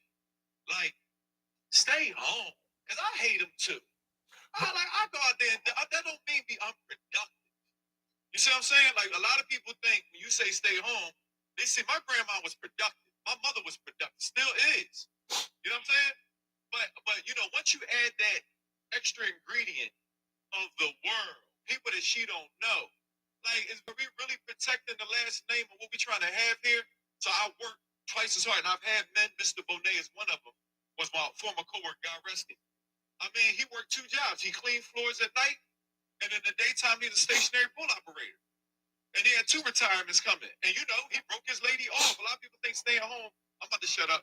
You know what I'm saying? Yeah, because I'm about to say something. Because you know what I mean? Like, let me. Like your lady supposed to have less. No, you should go do more so she can have more because she's staying home. Dudes don't be wanting to pick that position. And it is a harder road, but it's a happier woman. And I land right there. Wrong. Hold up, Joseph. Hold on. Terry, I love you, brother. But now I gotta get some push Bizak, and I know you did it on purpose. That's why I love you. The problem I have with that is listen, no problem with a woman staying home. I can agree with that. But if you stay at home, please make sure that when I come home, I got a meal. You're gonna love on me. You're gonna give me a safe space. I can sit back and come home and relax. I shouldn't have to come home and ask you, baby, what's for dinner? The dinner should be done already. I shouldn't have to come home and do certain things. If I'm out there working, you have nothing to complain about. There should be nothing that I should come home and hear anything about you complaining about, except for, baby, how was your day? Let me love on you. But you're not going to get that. You're not going to, because somewhere, in some way, and somehow that woman's going to find something to complain about. No matter what. No matter what. It's going to be something. Okay. No. I'll let you cook, Jerry. I'll let you cook. You're right. I'll let you cook. And you gave some of these women exactly what they wanted to hear. But I'm going to give the hard truth. Some of these women ain't even ready to stay home. They're quick to want to stay home to do what? Because if you stay home, that house better damn sure be clean. But the house ain't clean. You ain't doing nothing. You sitting on the phone talking to your girls. Happen to be on TikTok. Ain't taking care of the kids. Kids run around with just Pampers on, no shirts. Shitty. Excuse me. Poopy in their diapers. All that other stuff. But you want to be on social media. And guess what? The moment you know I'm coming home, now you want to clean up. Now you want to start doing stuff. But let's keep it real. Let's keep it real. So many of them right now, they want to get out here getting this money because here's another thing. If you ain't making enough money, and why should a man have to spend more than 12 to 16 hours out of his own home? How much sleep are you getting? You coming home and you are tired, brother. You working 2 jobs to make sure that this woman is happy, but where is your happiness as a man? We have to understand that. We can sit to make a woman happy all day, but is this woman truly making me happy? And where's my happiness? Where's mine? Now here we go. He's the man. You see what the problem I have is this. You want to let me answer? No. I'm gonna let you answer in a second. Okay. All right. I should no man should ever have to be out. It's 24 hours in a day, and you working 16. You got to pull 2 jobs to make sure that this woman is happy. But in what it? Velvet, I don't mean to cut you Hold on, brother, real quick.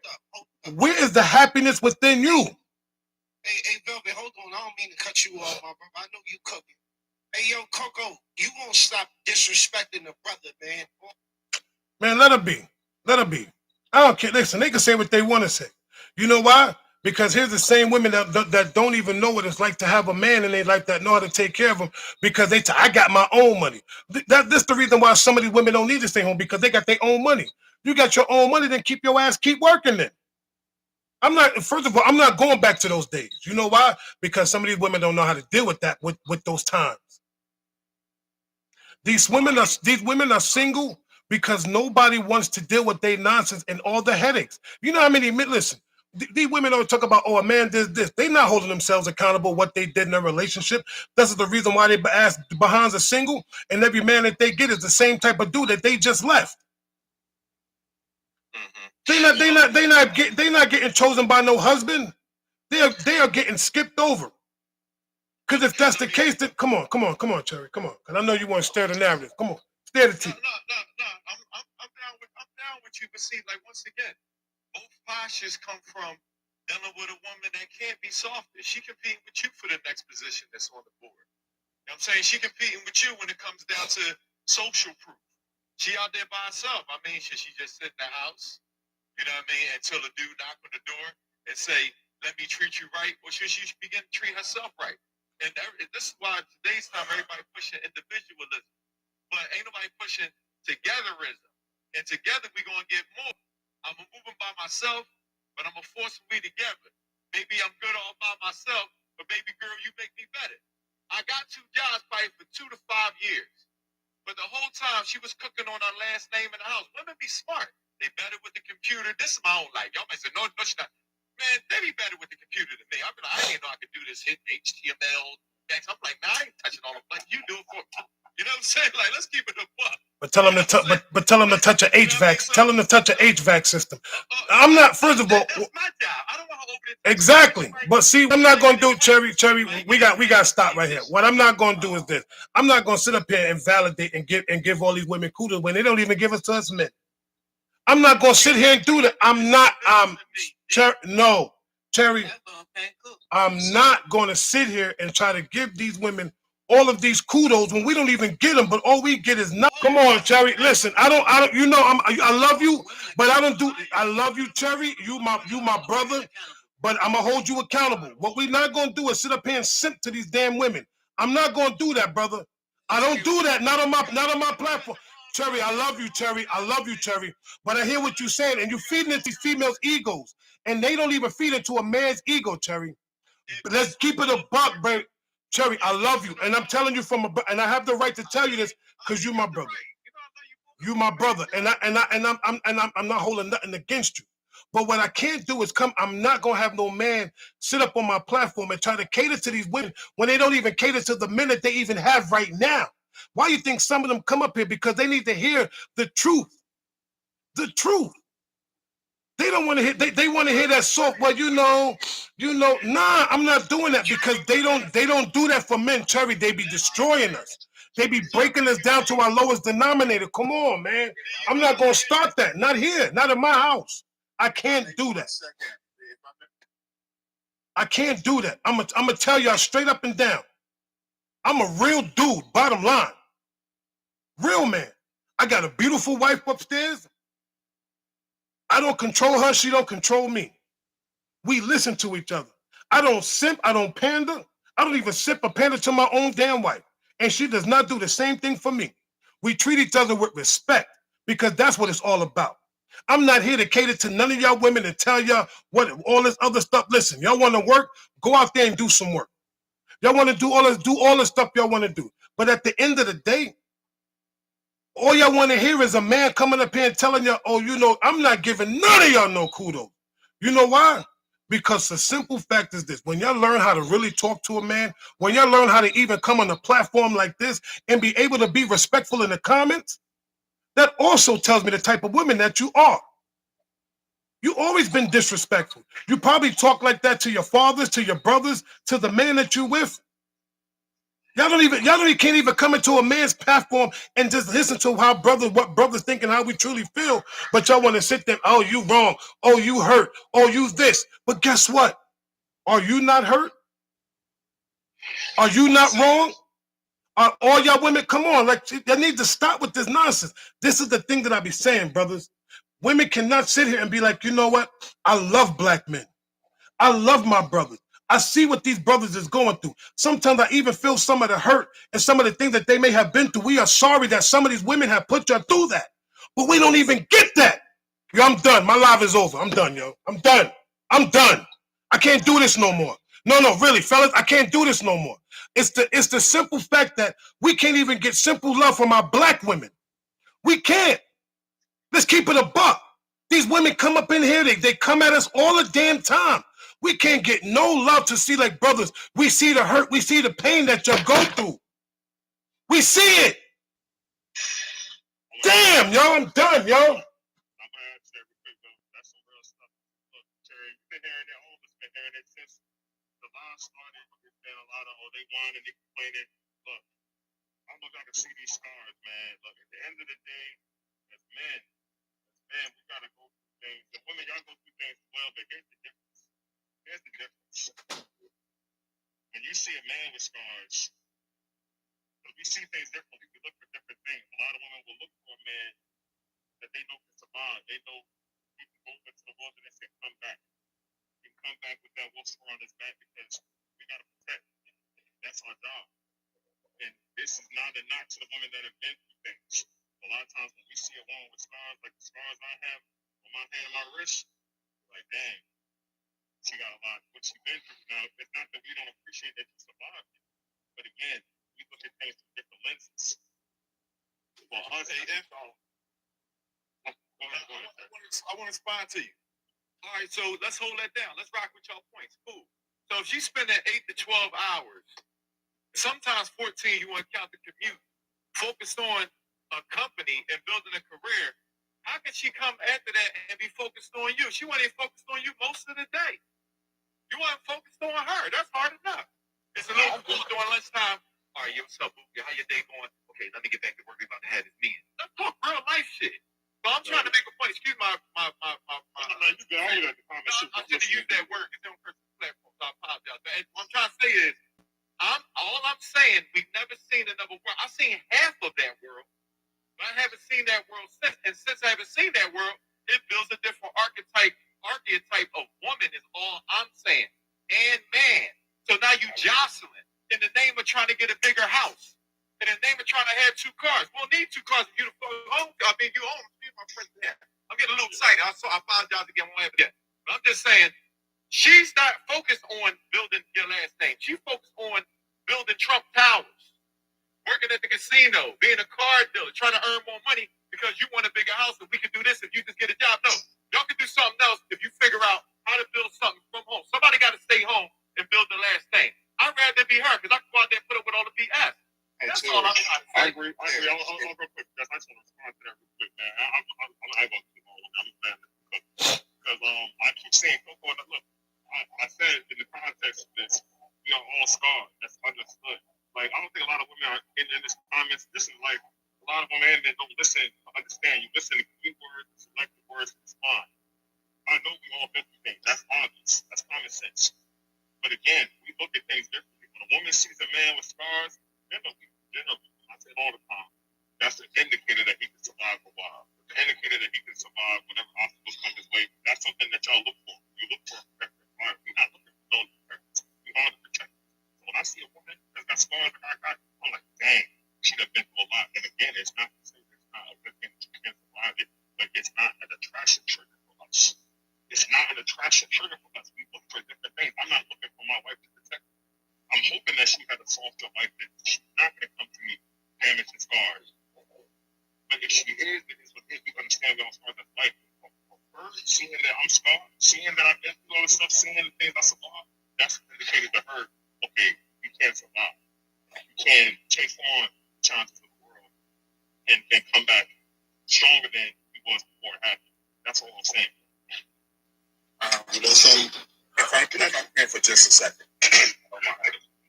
I need to respond to Cherry's conversation in regards to the man staying at home, the woman staying at home, the man carrying the financial responsibility of both of it. Cherry, that sounds good. It does. You know, in the ideal world, that would be great. I can say that as a man that grew up around my uncles and my father, and he was a working man, whatever it's like that, and my mom stayed home. That was the ideal life for me. That's how I knew a man to be. So when I got married and I had my wife, I made sure that my wife stayed home and I worked.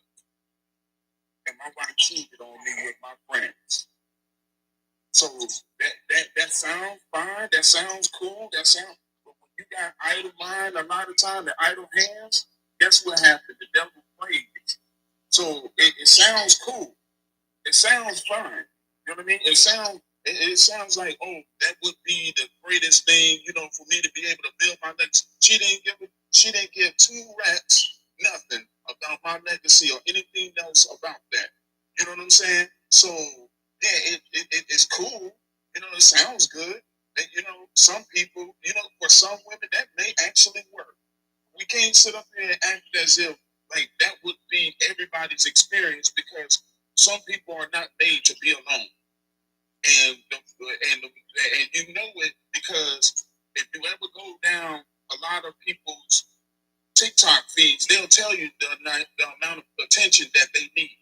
And so you being gone from your house 12 to 16 to 18 hours, you're inviting tragedy. You're inviting unnecessary stuff that's going to happen, because what's going to happen is you're going to be making the money, but you're not going to have the time.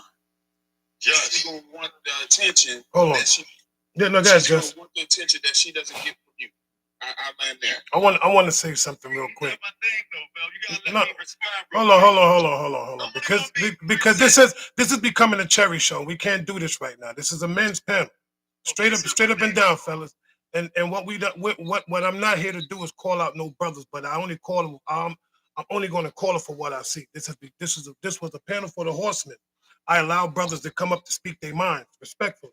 At the end of the day, it is for us to learn how to talk to each other and to build from one another, not to just tell a brother whether he's right or wrong, this, that, and the third. Format. It's called being upset. It's a difference if you don't know the difference between anger and a man being upset. That's the reason why, once again, I said some of your women don't even know what a man looks like or what he goes through, but yet you're trying to tell us what we are. That is crazy work to me. I don't get it, and I will never understand it. This is the reason why we must learn one another. This is the reason the person that you're with, you must learn the person that you are truly with, so that way you can get a better understanding of the person that you're with. But if you only want it to be one-sided and only want this man to learn you, then guess what? That man knows nothing about you, but you can't get upset when he starts moving in a certain type of light.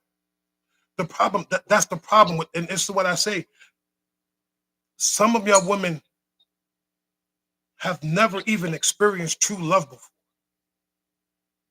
Some of your women have never even had a man speak life into you because you don't know what that felt like. Because all you did was allow certain type of men to talk to you in certain type of manners, and you enjoyed it, and thus you wanted to attack back. It's not that hard to sit back and just listen to men sometimes. It's not that hard to observe a man. But see, some of y'all want to open up your legs first and give the man some, and then thinking that, oh, I got him. I know my man. All you know is how your man sexes you. You don't know your man, period. You don't know what that brother be going through in his head. It's sickening. It's sickening. I'm sorry to put it like that. It's sickening. And then you wonder why y'all don't know what a real man looks like. Y'all don't know where to find these type of men, where these good men at, all this other stuff. You know why? Because you're not a good woman. You are poison. You are poison to your own self, where you can't even look in the mirror and tell yourself as a woman, I'm wrong for some of the stuff that I did. How can I change me? How can I get better so I can be better for the next man that comes into my life? That's what it's all about. We want to be with y'all. See, here we go. Look at this myth. Men picking wrong because you're vetting wrong. No, no, women are just wrong because the placement that you're in is wrong. How you're coming out. It's always a woman that's going to say men picking wrong because they vetting wrong. So how many times we got to keep vetting y'all? Because nobody's going to vet a woman like you just by your train of thought. Because you don't even know how to position yourself. You can't even speak life into your own sisters. Ladies, we need to start doing better. Ladies, we need to start doing this, that, and the third. Ladies, we need to start positioning ourselves so we can find our husbands. So these good men that we are so-called looking for, that we don't have to walk around and be single. Ladies, we need to start doing such, that, and the third. I'm not mad at you, Miss Meach. I'm trying to teach you. See, it's the difference. See, this is what I'm talking about. You the type of woman exactly what, and I'm calling you out. Yes, Miss Meach. You are the exact type of women that we talk about. It's not about knowing you outside the platform. You saying what you're saying on the platform, sister. So I'm gonna tell you exactly. Listen. You don't respect yourself, nor do you have respect for any man. Bottom line. Bottom line. You and your co-defendant Ella. That's another co-defendant I see. She co-signed. It's a beautiful thing when I see broken women co-sign with each other. Because two broke women make a broken home.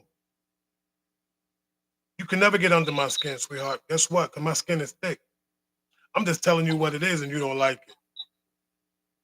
Look at that. Look at that. Thank you, Lolo. See, you never know. You never know where my peoples are. Or you thought I have a moderator. See, the beauty of it is this. Women don't want, a lot of women, fellow gentlemen, I gotta say this to my brothers, and I love y'all dearly. I love my brothers dearly, regardless if even if I agree with some of the things that you say or disagree with some of the things you say. I love y'all with everything, and it's real talk. And I'm talking about each brother that's on this platform right now. I may not know y'all out off this platform or outside of this, but I love y'all dearly. But we have to understand, we got to call a spade a spade. There are so many broken-hearted women out here. There are so many damaged women out here that sometimes we can say that some of these brothers damaged them, but guess what? They also damaged themselves by dealing with the type of men that they dealt with, and then they kept repeating the same cycle with the same type of men that they kept dealing with. And then when you get positive men that come on the platform, they don't know what positivity look like, so they want to keep throwing themselves in the mix and want to keep the negativity going. We have to stay strong and stay united, fellas, because that's the only way they're going to see it. That's the only way they're going to understand that there are real men out here that really stand on business. There are real men out here that really try to speak life into us women.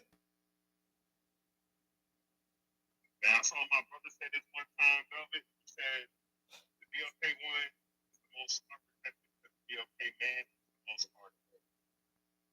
I'll say that again. The BLK woman is the most unprotected because the BLK man is the most targeted. At the end of the day, a lot of us are broken and strong, but no one is protecting the protectors. As men, we protect each other. We hold each other down. We got to protect each other back. We got to watch each other. But we're the ones that are on that front line trying to y'all don't say we don't want y'all out there. If y'all are out there, there's nobody holding out the fort. No one holding out the castle. We understand our role.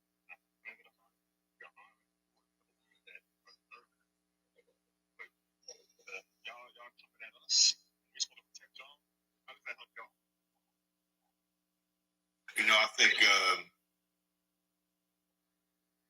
when it's all said and done, man, if we're supposed to be pouring into each other, we should be able to listen to people's experiences.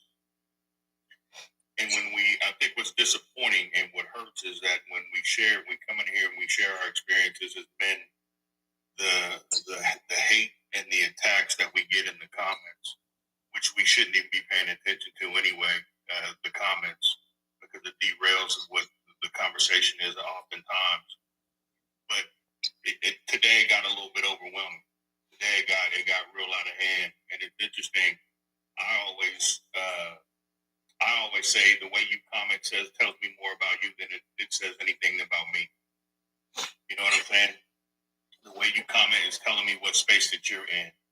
And if you can't come in and listen to men share their experience without being triggered some way, then that is an issue within you. And I'm not yelling at y'all. I'm not even attacking y'all. I am telling y'all got something to work on within yourself. If listening to other people talk about their experiences triggers something in you that requires you to respond negatively and start attacking people. Right? And guess what? The cool thing about it is it ain't got nothing to do with me. I'm gonna get off this live. I'm gonna go get this beard tightened up. I'm gonna get ready for my birthday, and I'm gonna continue to live my best life. And y'all gonna continue to be miserable. I don't want you to be miserable, though. To be honest with you, I want y'all to be in a better space. But I want you to understand that if y'all are triggered by men talking about their experiences, you gotta go get some help. You need to go find somebody to talk to. And I'm gonna land my plane right there. You know what? I want to say this, and I'm gonna go to you, when I hear women say we need to choose better, why don't y'all become better so we can choose y'all? See, that's the nail in the coffin. You want us to choose better, you want us to vet better, be better so we can vet for you, so we can vet to you, so we can choose you.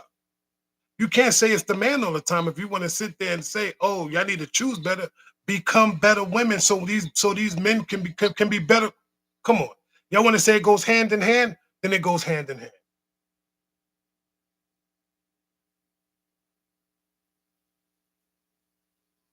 I'm saying, why not? Why can't y'all choose? Why can't y'all be better women for us to choose?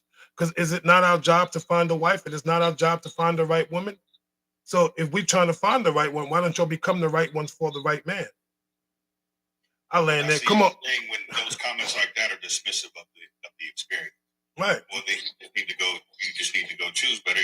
You know what? You may be right. There may be some validity in that statement. However, where's your own? I'm here. I'm all right. Where's your ownership?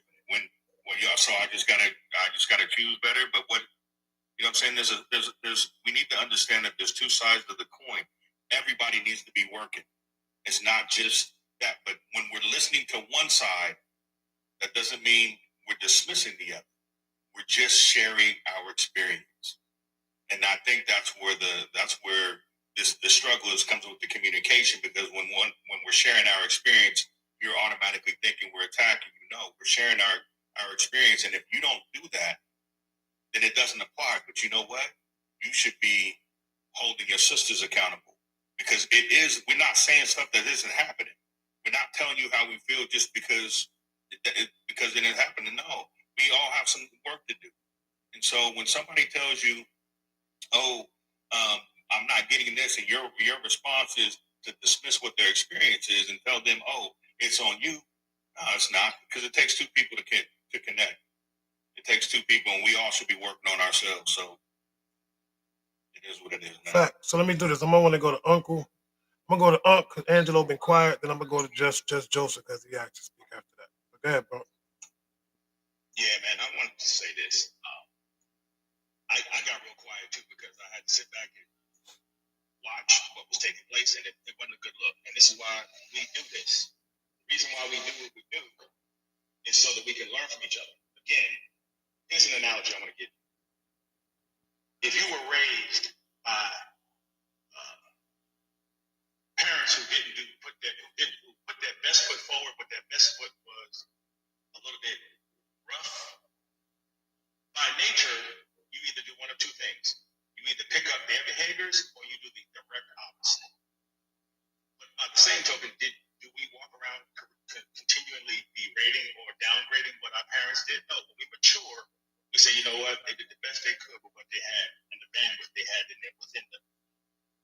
That's why I said it's important for us to, it's okay to have a conversation and disagree, but don't be so passionate about your disagreement that you don't want to hear what anybody else has to say. Or better yet, you just nitpick at what is being said. That's dangerous because that means you didn't even hear the message. All you did was listen to what you wanted to hear and ran with that. Let's be mature men and women because, again, the purpose of us doing this is so that we can have dialogue, specifically amongst men. That doesn't mean we cut out women. It means because it's been said that men don't talk, or we don't express ourselves. We are now, but here's the thing. We now have gotten to a place where we are expressing ourselves, and because we're not being, because we have our mental well-being right now, now we're looked at sideways because we're expressing ourselves not in the way you think we should express ourselves, but the way we feel we should express ourselves. Doesn't mean we're right. Just listen to it, because one of the things I understand is that when people have behavior issues, there's still a message in the behavior. Pay attention to what's being said and not how it's being said again. I think it's very critical that we understand that as men, we talk differently and express ourselves differently than women. That's why the book is Men of Men, Women, and then, Mars and Venus. We're two different people. And it's important that we understand that. Because that's how we understand. I don't look at a woman from my point of view. I listen to a woman from her point of view and do the best I can to understand what she's saying. And that should happen on our side too. But we spend too much time nitpicking. And that keeps us where we are. Do yourself a favor. Agree with you agree with, and then try to understand what you don't agree with. So we can at least try to figure out, okay, why does a brother feel that way? As opposed to throwing stones at him, saying he's mean, he's angry, he's this, that, and the third. Well, how about this? Maybe it was passed down. Would you be so judgmental if you realize that that person's life was rough? I think you would. Or if that person was abused, that's why they come at people a certain way. I think you would think twice. But that's why I say, so if you don't know everyone's story, stop being so judgmental. And I land. So here's the thing right now, it's 11 o'clock. So I want to ask this, and this is only for questions only. If you have a question, ladies, you are more than welcome to come up. We will drop one from the panel for now, and then we will allow one of you ladies to come up and ask a question one at a time. Only if you have questions, respectfully, and you're more than welcome to come up. Good morning. I really don't have a question, but I wanted to add to what y'all were saying in agreement, if that's okay. I'm asking because it's a safe place, because y'all respect each other's turns. When it's women, they don't care. They'll overtalk you, shut you down, and you'll never get to say a word. So if it's okay with you, Mr. Velvet.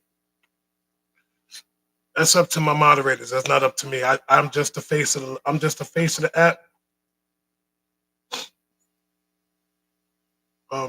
She said no question. Just wanted to do kudos. Okay, well you can give kudos. Go ahead, sister. It's okay. Yeah, go ahead. You can. Thank you. First of all, I'm a wife. I'm a mother. I'm only 37. I've been married for 13 years now, and I have sisters who behave like the women in the chat. And men are awfully simple. You hear it, and culturally, women go with what they see on the TV. Men will tell you from the beginning what they want, and a lot of women are saying, like you said, you don't put yourself in a position to become somebody's wife because you're not there. And it's true, because when someone says they will engage you and give you a hush ring, you'll say, oh no, I could never. But you take it. It won't take a man 2 or 3 months to know that you're the one. But you go around and you play games, and the hookup culture gets you addicted to, oh no, I'm right. No, I have to block you. No, I'm right. This is my journey. You don't know how to be one with anyone because you're not even one within yourself. So as a woman, when they say you're strong, it's because you're strong and rooted in your values, in your femininity, in your approach. Your energy and your aura and the way you walk, anybody can tell. People will come up to you in grocery stores and say, hey, what are you going to do with that? Kids will stare at you. Your nature by design is silent. You don't have to say much. And and your husband doesn't have to say much. He may have a long day and don't know how to word it. But are you understanding him enough to know his silence? It's okay for him to come home with water. Let him be. And when he's and that's from relationship to the beginning. Oh, you didn't call me today. What's wrong with sending the text message because you want to hear? Well, I want to say this. What she said, listen, we understand what you said, sister, and we appreciate it. But what I'm asking young women is you're gonna come up here, please no monologue. If you got a question, ask a question, but I don't need the long story. Yeah, me too. I thought this is what I'm saying. See, sometimes people don't get the gist. Like I said, they want to come and interject themselves. This is what we men be talking about. It's okay if I give you ample time to say something, but it's not that we don't respect nobody's thoughts. We already know what y'all thinking. Obviously, you see, she's talking about women like you.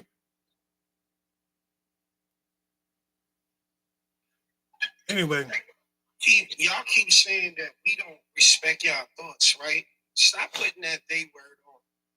You know what I mean? You don't know nobody up here personally. You don't know how we think. You don't know how we act for real, for real. no. You know what I'm saying? Like, What Kelly Bundy just had a question. She said, "Why?" Okay, fella, this is a good one. We're gonna answer that. She said, "Why do men lie about being married?" Good question.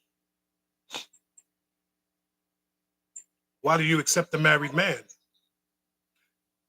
I mean, can't you tell? Here's the funny part. Don't you observe stuff?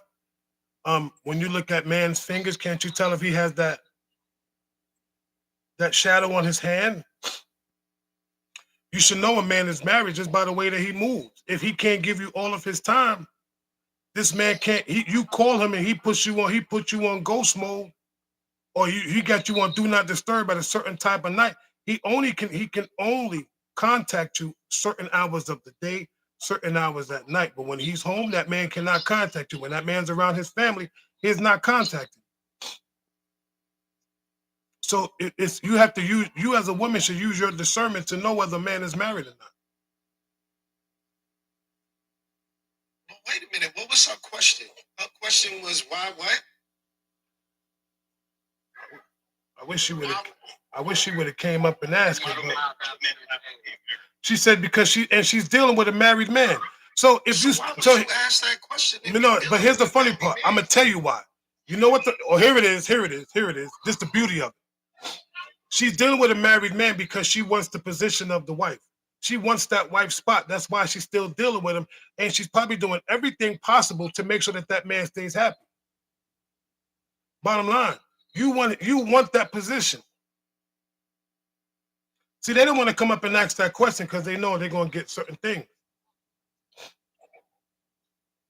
Why would she want that position if you married and you'll turn around and do the same thing to her? Because it's that one up. Here's the problem. It's okay to be the side chick, but the side chick normally wants to be because the side chick she's not getting the house, she's not getting the insurance when this man goes, she's not getting anything. All she's getting is a good time. She's not getting her bills paid, none of that stuff. She's not getting the trips, the nice trips. Oh, you might get trips to the hotel or but you ain't leaving no country. You ain't got the family. He's going home to her. You're just there for the moment. Yeah, that respect for herself at that point. Exactly. But listen, the side chick don't get nothing. And if she's married, that's even worse. If you a married woman and you out there cheating on your husband, here's my thing. Bottom line, if you are married, what is the purpose of going out there cheating? What was the purpose of saying I do? Making all these commitments to a person and you want to turn around and go out there and sleep with somebody else, then you should have just stayed single. You should have just stayed out there with your promiscuous ways. Because certain things you're supposed to let go. If you was a promiscuous person, then guess what? You should have let that stuff go once the moment you said I do, because I do means I do give myself to this one person only. When you say I do, you're not saying I do to the world. You're saying I do to the person that you. And I do to the person that you're with, and you say I do to the person, and you say I do to God. Like you said, bro, it's the thing. It's the thing. I just thinking about it in hindsight. Certain things that I like touched on earlier that each other's not gonna have to deal with. Like, but in that situation, you said it's if you already know yourself, you know where you're at. And that goes on both sides. Well, why even if you're in a relationship if you know you're not ready to be committed like that? And what the woman asked, a lot of men lie because a lot of women don't want the truth. It's the reason why Derek Jackson had to follow when he had. A lot of women want to hear what they want to hear. A lot of men know that. And a lot of men want to get what they want to get. So to get what they want, they'll say what you want to hear. No, we don't need to come up and explain anything. That's the problem. They want to come in. There's nothing you can't explain cheating. I mean, who can explain a husband or a wife cheating? There's nothing to explain. My thing is this, ladies and gentlemen, if you are married and you are unhappy in your marriage and you feel like you need to go step out, then you need to step off. Bottom line, give that don't hold on to, don't keep somebody hostage if you want to go out there and you want to go out there and cheat. You know what I have an issue with though? I have an issue with the way that question was framed because initially the question was framed to ask why do men lie about being married. Then as you know, the follow-up conversation was I've been seeing a married I've been seeing a married man. So how long you know he's been married, and you know what I mean? So at what point in time is it now your responsibility to get up out of this because you know he's a married man? You know what I mean? You can't frame ignorance forever. And on top of that, if you're going to ask, how do you know? Why do married men lie? First of all, if you've been dealing with this married man, you know he didn't lie. You lied to yourself. You lied to yourself. Like a married man. Let me. Oh man, how can I even put this? Let me sum it up in this way. He's only, even if he's married, he's only married to himself. I'm going to say the quiet and one of the hardest things that a lot of brothers may agree with and may not agree with. A married man that likes to cheat is still married to himself. He is still single. He is still walking in a single man's era. He only, number one, he may have only gotten married for status. They had a baby together. Okay, she said let her come up. All right, see, now you're trying to listen, Rain. You can't be sitting and saying one thing and then want to do another. You know, the thing may be, hold on. The thing may be that she may be asking just because she just found out. And that's what she's saying. You know what I'm saying? No. Okay, fine. Let's let her up. Lotus, you want to let her up, Lo? Somebody can drop down real quick and we'll bring you back up. Just to let the young lady up real quick. All right, we'll let her up. The only reason why he discussing it because she brought it up. There we go. Responded. That's it. There we go. We made room for her now. Here we go. All right, let's hear what she has to say, fellas, without interrupting. Okay, hi. I was trying to join from my page, but obviously I'm restricted on my page. So my question was, why do married men lie about being married? So I met a guy, obviously. My first questions were, are you married? Like, you know, amongst other questions. He said, no, I'm not married or whatever. Cool. I'm on Facebook one day. He pops up as a suggestion on my Facebook page. I was like, oh, okay. Now, mind you, we're already months in.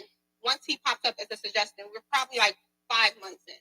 He pops up as a suggestion. Cool. So I go on the page and I'm like, oh, okay, cool. These pictures look kind of recent. And I seen, okay, he's in fact married. So I asked him again. I sent him a screenshot. Hey, are you married? You told me you weren't married. Oh, no, I'm not married. It's complicated, blah, blah, blah, blah, blah, blah, blah, whatever. So, he didn't have a ring on. So I'm like, okay, cool, or whatever. And then he was doing things such as, like, inviting me to the home, having me at dinner with him and his 11-year-old son. So in my mind, I'm like, oh, well, he can't be married because what man is going to have you under his roof where him and his wife share a home. What man is going to allow you out with their big son if he's not married? So anyway, make a long story short, it went left. I spoke with the wife. In fact, he is married.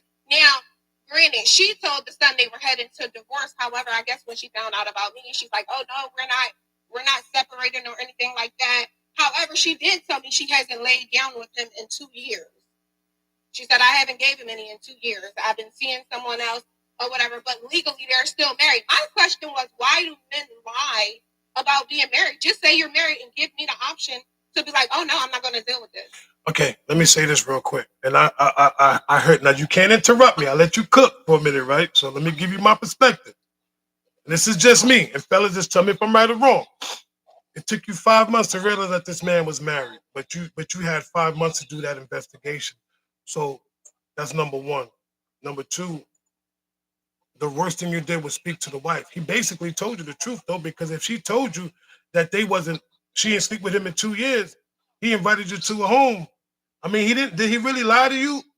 The only thing he just said that he wasn't married. That was it.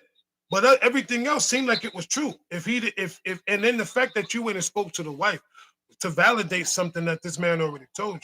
I'm gonna be honest with you. He lied to you about just because he said he was married. That I can understand that part. But everything else was factual, was it not? I mean, I'm just asking. Everything else that he said, he separated from the woman, this, that, and the third, but was it not?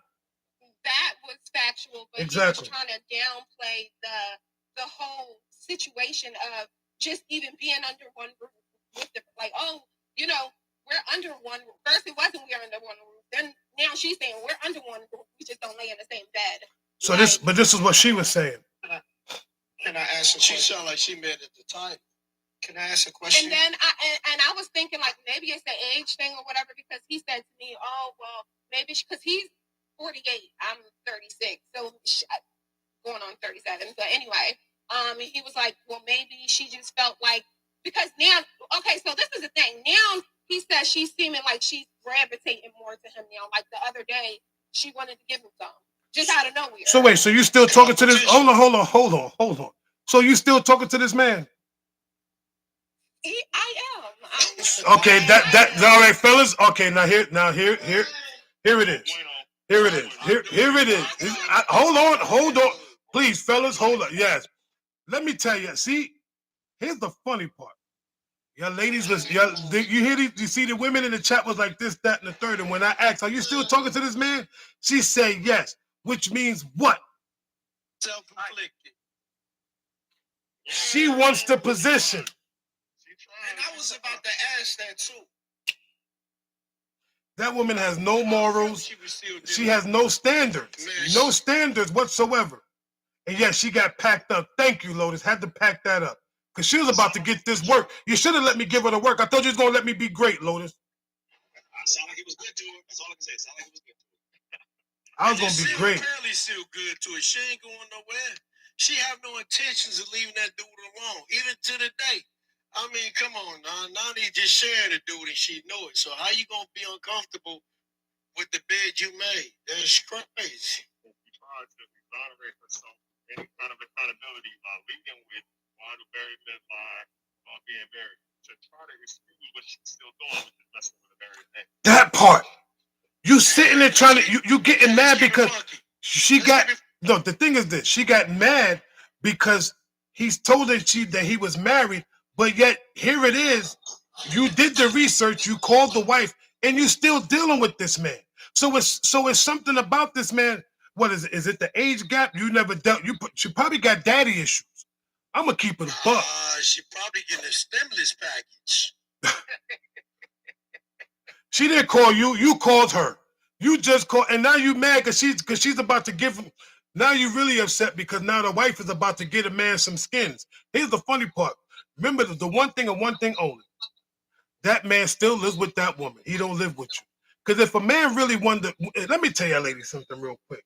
If a man that's married is dealing with you, trust me, and he wanted to leave his wife for you, he would leave his wife for you.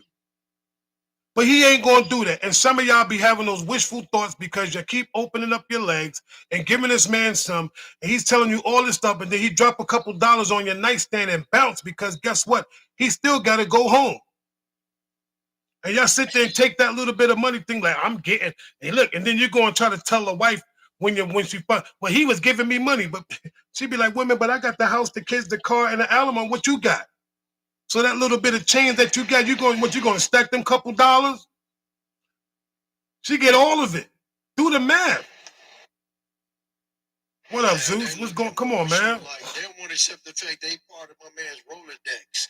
And once they figure out, okay, my position is higher. Instead, to me, I'm gonna say this: instead of you women being so worried about what a man will lie about, and then you doing what this young woman just did, she put herself in that position. You more matter at the fact that instead of being his number one, why don't you worry about being his only one? Because she apparently is cool with the position she in. T.O., just come that up. she wanted to switch roles. Like she'd be cool with my man messing around doing whatever, anything. I think it's more of a stimulus package thing to me. No, but you see what she trying to say? She trying to say that he gave her $15K.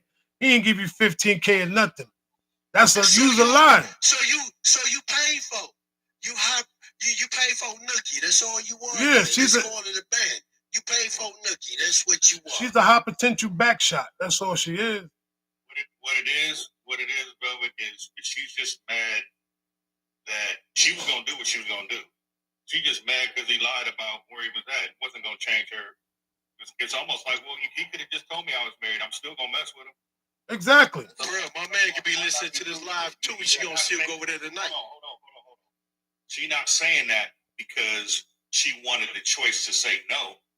Like, oh no, I don't do that. She just wanted to be able to just be upfront with me. I'm gonna still be here because he's taking good care of me. Crazy.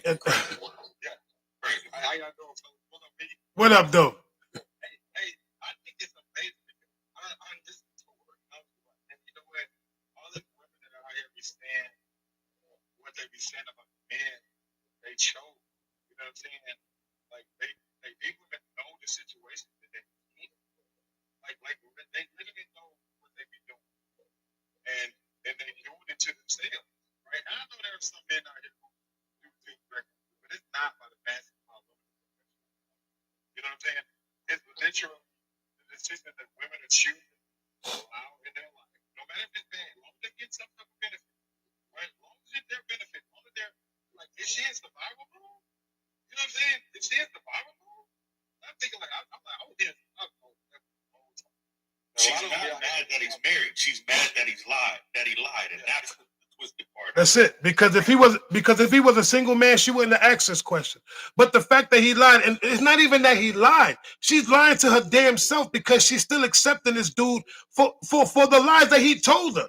So who's the biggest liar? You or him? But basically he could tell you a lie, but you just lied to yourself and not even holding yourself accountable for still dealing with a married man after 5 years. Let me tell you something. I still call cap. I'm gonna call cap straight up and down because for the simple fact it took you 5 years to go on Facebook and find this fool. You's a damn lie. You knew that nigga was already. Excuse me. You knew he was already married. You knew it. She said 5 months, but 5 months, 5 years. You said 5 years. You ain't say 5 months. But even in 5 months, she said 5 months. okay, even in 5 months, you're still investigating. Trust and believe. Ain't no way in the world you're gonna sit for 5 months and then on month number 6. But let me just go investigate and see if he married. You listen, y'all women can if y'all what happened to that woman's intuition. See, this is what I be talking about. The nonsense. Y'all be killing me with this crap. Hold up, Esther. You got a question, Esther? Esther, you got a question?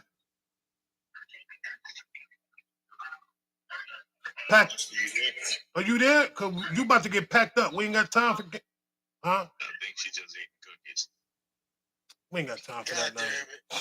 Back to this one. Oh, we don't do profanity, brother. We don't do profanity. I called it, bro. I called it the moment, bro. Cause I could see through it. I saw through the garbage immediately. You know what I'm saying? Like I called it right off break. Like and the thing about it is here's what I believe. I believe that that more than likely, the wife probably asked for the divorce, and that's why she ain't been giving them none or whatever. So that because most of the time, women are the ones that ask for the divorce. And if you ask for the divorce, in my mind, I don't care if there's legal documents or whatever. We're doing, I'm seeing It's over now until the paperwork goes through. You know what I'm saying? Maybe that's how he was thinking. That's the way he was moving, and that's why he said what he said. So legally, yes. Legally, yes. He was obligated to say legally, I am married, but we are separated. Or you know what? Or we're not doing anything, or whatever the case may be. So maybe there's an obligation there, or whatever. But at the end of the day, when it's all said and done, the moment because something led her to go and check for him on Facebook. Yeah, because he stopped. She said she got an alert that told her to like look at him for a potential friend, and when she looked at his page, like okay, that's how she realized. She started searching through his pictures, and she said the pictures look recently new. So she went back and asked him, "Yo, Blase split," and that's when it was like, "Yo, it's kind of complicated." She said she received an alert. But let me, you know what though? You know what? She ain't going nowhere after she found out. She's still there as we speak it right now. Let me tell you something. Let me tell you something real quick that we're not even hearing right now. We hear all these women talk about how they can't stand a man that lies, but yet you are still dealing with liars. So you accept the lies. Didn't I say this before? Did I not say this a while back that women they would rather deal with, they accept the lies that men tell them and then get mad when the truth finds out. And then when the truth comes out, guess what they do? They still stay with these dudes that like. Listen, what's stuck in my head is that women say, well, you should have told me the truth and gave me an opportunity. Well, when you got the truth, you should have bounced in. That was your opportunity. That was your way out. Come on. Come on, T.O. Tell him like it is, baby. Months later, that's the one thing that stuck out to me. He should have gave me a choice. He lied about this. No. He gave you a choice. And you found out. And you still rolled that boat. Right. That's because you stop. Let's get one of the top, because this crazy work. Here's the thing, because I sat out here and I listened for a while. She sounded all nice. Hold on, we do it right way. Yes, he was all with me, man. He told me all this good stuff, and yes, I was just feeling him. And then I worked around and I found out. I talked to his wife on all that, and I found out. And then I found out that she was still in the house with him. But I was like, I'm saying I ain't going nowhere because he laying that meat to meat, so I'm still gonna be here. But he lied about it all. I'm just saying, what's the problem? Am I wrong? You damn right you're wrong. Well, you know what? Do it again, bro. You gotta do it again. Yes, keep going, man. Cook, man. So y'all help me understand something real quick. Is he lying? I mean, yeah, he told me what had happened from the beginning, and they was on the outskirts and everything like that. But then when I talked to the wife, she told me he was telling the truth. I ain't gave no nothing up in a while. So yeah, so I was feeling in the gap so right then and there. Yeah, I gave him a little no, and he gave me a little chunk to 15 minutes. So that is so. Yes, how we gonna do So they was on the outskirts while he was up in skirts. Yes, he was all up my skirt. He was my what you call him, my Janet Jackson. My face up against the wall, my panties on the floor. Yeah, all that type of stuff. Man, go to bed. It's time to go to bed. You done. That's crazy work. Listen. Let me turn my camera on. I need them to see my face. That's some lyrical type. Hey, but you know what? They can't stand that right now. I bet you a lot of women defended her until she said that very end of it. Well, she looked like but villain to them. But here's the thing, though, and that's why I watched the comments, because they were like, "Let her up." You didn't hear what she said. She said this, that, and the third. Okay, let her up. But see, here's the problem that I always have, and I'm never gonna say the problem that I have. Here's what I like we'll do on this side. When women come up here, they think they're gonna come up here and get the sympathy vote from me. Negative, Batman. I'm gonna sit here and I'm gonna listen to everything that you say. I'm gonna ask one simple question, and when I ask the question and I get the answer that I want, it is no holds barred. The gloves come off after that. See, she came up here and wanted to explain a stupid behind situation that she put herself in, that she's still in, and try to make it, and then try to make it make sense, and then want to try to add the caveat. Here's the caveat. Here's the beauty of it. She goes, he dropped 15K. Yeah, but it took him 15 months to drop 15K. He didn't just give you $15,000. Stop playing in my face. What man is going to? And here's the funny part. Wait a minute, he dropped 15K and he took me to Vegas and everything. But man, that was but good. brother T.O., T.O., let me my brothers. So he dropped Hold 15,000 on. pennies. Let me say this to my brothers real quick. And do the math. If you are a married man, Right. and you are married, whether you separated or not, you a married man, and you're gonna take $15,000 out your damn account. You don't think that? Talk to him. Talk to him, bro. You don't think that woman, even if you're separated, come on, you must have bumped your head and had a dumb cookie. About it. That wife would have blew her respect. 15 bands. She ain't even like the fact that she found out he was able to get nooked from somewhere else. And then she started offering. 15 bands, she would have blew this spot up. Ladies, now this is for your sisters. And I'm you know me, I'm not an advocate for this, but I'm gonna ask your women one question. Even if you was married and that man was separated, y'all was separated, and he took 15K, what is the next option for that brother? That man he's shown up getting a divorce. And paper, you got bread to blow like that, paperwork going through. Yeah, Paperwork going through. First of all, She said she's still gonna deal with him. Yo, she's bugging. That chick Kelly Bundy, if she I'm in a potential place to get a divorce, ain't no damn way I'm putting 15K out to somebody I'm knocking noses with. Now, when I gotta pay for a divorce, and I don't know what's coming up. Right. Are you You don't crazy? know what's coming. Right. first of She all, added 2 more zeros. She added 2 more zeros. It was $150. She added a couple more zeros. She lying. my thing is this: it was $1.50. Gave her car fare. I'm putting at least 5K away for a lawyer alone. That other 10K is for if I got to get another place. It depends because there's complications that's going on. I'm saying, hold on, wait a minute. When I heard it, I was like, I don't even know if I want to come up today because that fired me up. I'm like, hold on. Listen, women's biggest thing is watching stability and high flows in and out within her possession or her reach. So for him to be able to even move that type of bread without his true spouse knowing, that was like my man said, it was cap right there. It's in all capital letters. It was cap. Yeah, she said she got proof. Listen, I don't want to see no last year's tax return receipt talking about you got proof. Especially if this woman is still in the house. Man, who gonna claim 15 bands on their taxes anyway? Now she lying on that alone. Go to bed. My thing is this: ain't nowhere in the world you must got the magical box. Yo, you know I love you, Zeus, all day, baby. Ain't nowhere in the world you got your box is that magical that you're getting 15K. You must have bumped your. First of all, you was doing P. Diddy stuff. You was doing stuff from P. I'm keeping it a buck. You was doing that man was raw dogging you. He was doing everything. You was allowing that man to do whatever he was doing. R. Kelly, golden showers, all that stuff on your behind. Everything that man. No. You know what? I'm gonna say what I'm gonna say. Bottom line, this man was. You was allowing this man to do anything and everything you wanted him to do to you for that 15K. Number one. Number two, this man was this. Look, I sure was. That tells me you were filthy. You know what? You ain't even worth talking about no more. Yo, listen. Ladies, and this is the reason why. This is the reason why. It's women like that. It's women like that. That some of y'all be sitting there talking about, oh, I can't believe she's going through that until her truth comes out. And then you'll be like, well, at least she's being honest. No, hey, bro, you know what? What's funny is when she said, well, he didn't have no ring on. I didn't see no ring. Shit.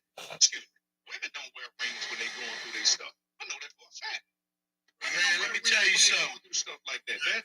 Hold on. Let me have it just for a second. Just for a second. You still got married women that going out with single women. They pretending that single life just because they out with those people for the moment. And then when they going home, they being married again undercover. Whatever you're going through, this is what I have to tell people all the time. I don't know if it was Parker De Niro that said it, or if it was just Comply. When you're married, until those papers are filed and signed by the judge, you still married. So these women are out here telling me they ain't married, they separated. No, nigga, you still married. You're still married. There's still bounds. You're still tied to these people.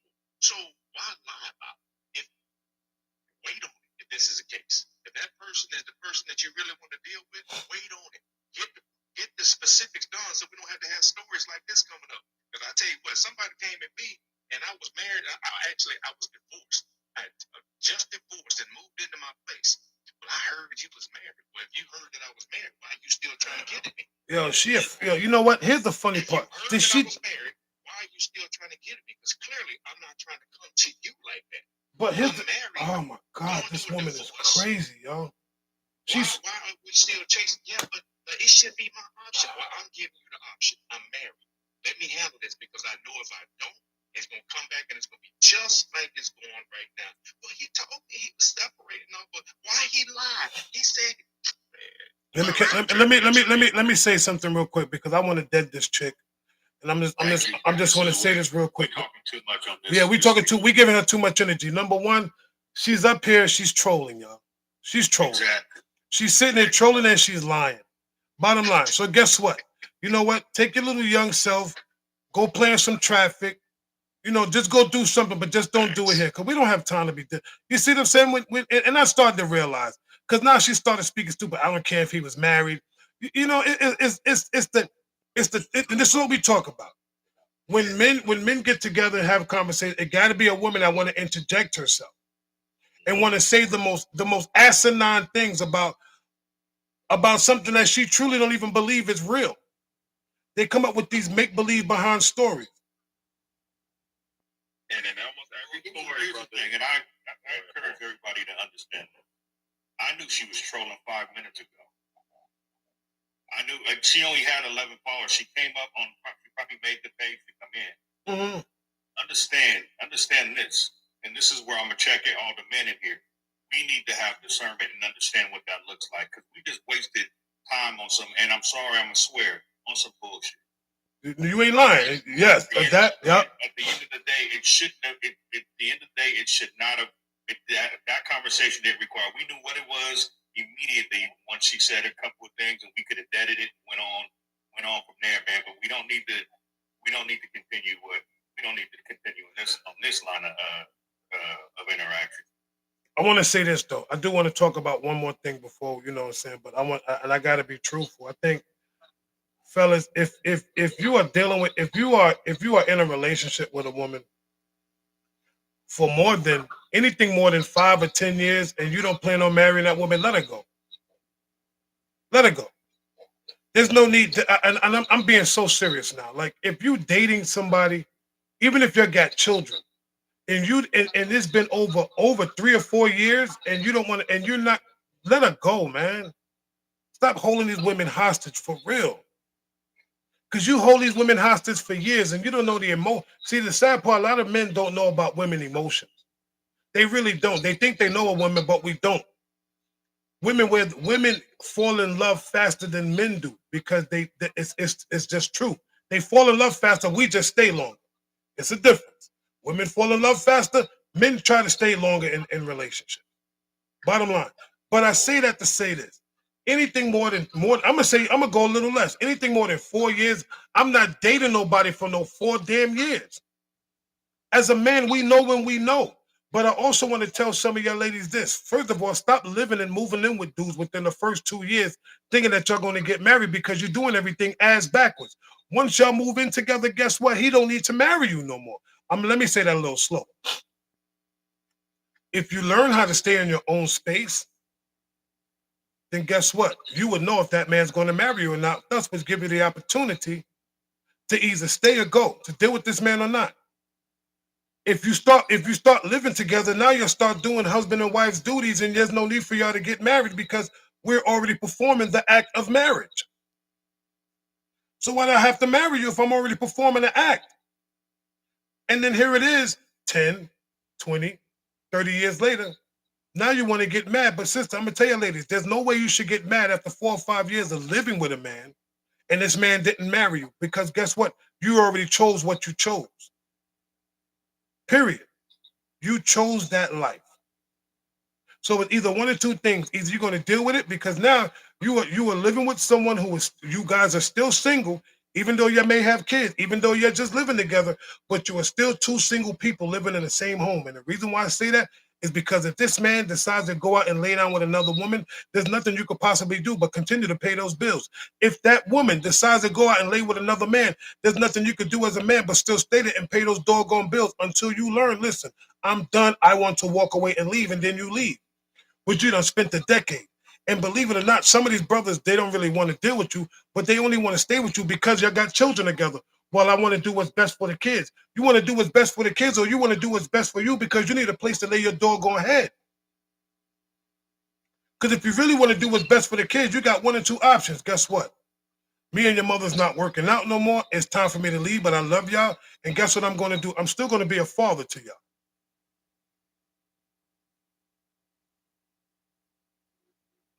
Y'all got it. Listen, man, when I started dating my wife, I told her, I said, I'm too old to be your boyfriend. If you're not in this for long term, let me know now so I know exactly what it is. 6 months later, we were engaged. And before the year was out, we were married. Because I wasn't trying to move in with nobody, had nobody else move in with me. I didn't want a roommate. I didn't want no simplistic type of thing going on because here's the thing. You said it best. No matter y'all living together dating for 4 or 5 years, you ain't obligated to each other. You're still single. So I can't get mad if you're going out there doing something. You can't get mad if I'm going out there doing something. Because, technically, we're in a relationship. No, we're in a situationship is what it's called. We are in a situationship. And if you have kids in between that, if you still ain't married, that's bad on both of you. Because neither one of you are coming to the table to do the right thing to be where you're supposed to be. So I know my wife, I wasn't dating her for no 2 years, no 2 years like that. We know when that woman is the woman we're supposed to be with. Ladies, you know when that man is the man that's supposed to be for you. Stop playing around because this 20 years later in common law crap is what it is. It's crap. Because at the end of the day, when somebody passes away, you really don't have no obligations. If she got sick or I got sick in the hospital, she can't speak for me because she's not my wife. They're going to go to the next person, which is my father and my sister. So I'm saying, stop playing with people, man. Do what you're going to do. You know, boy, you said it best when you said, if y'all going to be with these ladies 4 or 5 years, you ain't going to marry them. Stop wasting each other's time. Because you messing up somebody else's wife or somebody else's husband. That's 100% true. And I don't know why brothers be trying to hold these women hostage. And the sad part is women, and I think sometimes it's the thought of, well, maybe he just might. But listen, if he didn't do it then, he's not going to do it now. Ladies, understand that. And don't wait for 10 years to want to give a man an ultimatum. So when you going to marry me? You've been with me 10 years. What you mean when I'm a married woman? Is, you know what? I just need more time. How much time do you need if you spend 10 years with somebody and this man ain't never married you? But you know what? I'm not even going to say the sad part. The thing about it is some of y'all are so comfortable. Some of y'all women get so comfortable because you're already thinking that, guess what? I got him. As long as I got him, can't nobody get him because nobody wants him because he already sees how he's treating you. What makes it he going to treat the next woman and say he going to treat the next woman even better? Y'all gotta stop. Sometimes y'all women gotta let go after a year or two and stop with these wishful thoughts. Like we said, we know within a year we know we're gonna marry this woman within the first year. Now it might take us 2, but we know the second year is the validation year. The first year, yeah, I know she's a wife. I love how she carries herself. I'm engaged. That second year, that's the validated. Guess what? We already got the date set. Some of y'all women get a ring and don't set the date. My sister Lo said it best. She said, if a man puts a ring on my finger, the next day we already setting dates to get married. I don't even blame her for that. That's the truth. And I respect her. When she told me that, I respect that 100%. That man put that ring on your finger, you better get that book open. So here's the calendar, baby. What we doing? Here's the calendar, baby. What we doing? What month we picking? Or what year? Okay, next year, what month? Okay, so now we got to get stuff in order. Spook that man, because if he put that ring on your finger and you don't set no dates, guess what? Because men, we don't set dates. We do not set a date for marriage. No, we don't. We don't. if you can't put it on paper, or if you can't write it out, then it's not a vision. It is not a goal. It is not a priority. You gotta make the vision plain. You know what I'm saying? Because if I have intentions towards you, and I want that or whatever, so that I know what color I'm wearing, I know what songs I want to hit, I know all kinds of different stuff already, and it's already in my head. All we gotta do is set a date, and I'm telling you, and it don't. I agree 1,000% with my boy when he said, you know what, we know immediately. We know immediately who's wife material and who's not. The only thing that we're doing is vetting whether you're my wife or you're not. That's all we doing. We know wife material. We get through it immediately. Listen, I'm gonna tell you. I don't like no bro, and I agree with everything the brother said. All y'all, T.O., just Velvet. What I don't like in the situation, and yes, as men, those men need to take onus and accountability for wasting women's time. What I don't like is how majority of the time it's the man that gets demonized in these situations. Now, like Ford, I'm glad you called it out too, brother. That woman was fairly trolling. But we know that situation, some similar situations happen every single day. But the man is the only one really demonized in it. A lot of women will sit and listen to this story and fall and be like, man, I feel for her until it gets to the end. And it's like, yo, you stayed after you found out you go into it already assuming the worst of this man, demonizing this man. And a lot of times, a lot of women will know as well. The same way people know, a lot of women, y'all got discernment, y'all got intuition. Y'all can sense it and tell if a man is serious about y'all a lot of times or not. Or you know this man is not moving with intentions with you. But you will stay around doing certain things for your benefit and hoping that something will change. And hoping that you can, quote unquote, change this man. At the end of the day, that man is not showing you that he wants to honor you in that way or something like that. Part of that onus is on you. You can't just say and demonize the man. Let me piggyback off you 277. You got ladies that prolong a marriage too. They accept the ring, but they really don't want the marriage. You're staying in there because of complicity, and you're satisfied. Cool, you okay because he's taking care of everything, because you really ain't got to do nothing. Some of them are so complicit that they was like, yes, but they waiting on the better husband to come by. It's a temporary fix. They waiting on the better husband to come by. They waiting on the dude that's coming by that's going to be a little bit elevated than the person that asked them to marry him. And then they're going to be like, you know what, this ain't working out. Hold on, let me do it the best way I know. I'm on it today. This ain't working out for me. I appreciate you giving me the ring, but somebody came along that I really do love them. We dated before, and we decided to get back together. So, we just never closed the chapter in our life. So we okay. And I'm sorry it took us so long to get here, but this is where I am. I love that man. I'm going to marry him. Traffic got your name on the stop playing. Yo, I'm done. I can't right now. There's a lot. How many times have you heard that? No lies told. How many times have you heard that? Well, me and my friend, like I stated now, I got to keep it. Well, we was out at the Starbucks, and I saw him coming, and we just had a conversation. And I still had feelings for him, and I didn't realize they were that deep. I thought I was over them. And, I'm sorry I hurt you, and the heck of my fake ass tears coming, because I really do cherish you. If you cherished me, you would have never even talked to them again if this is the case. You wouldn't have got involved with me in the first place because you still had feelings for another cat. That's another thing they're not doing.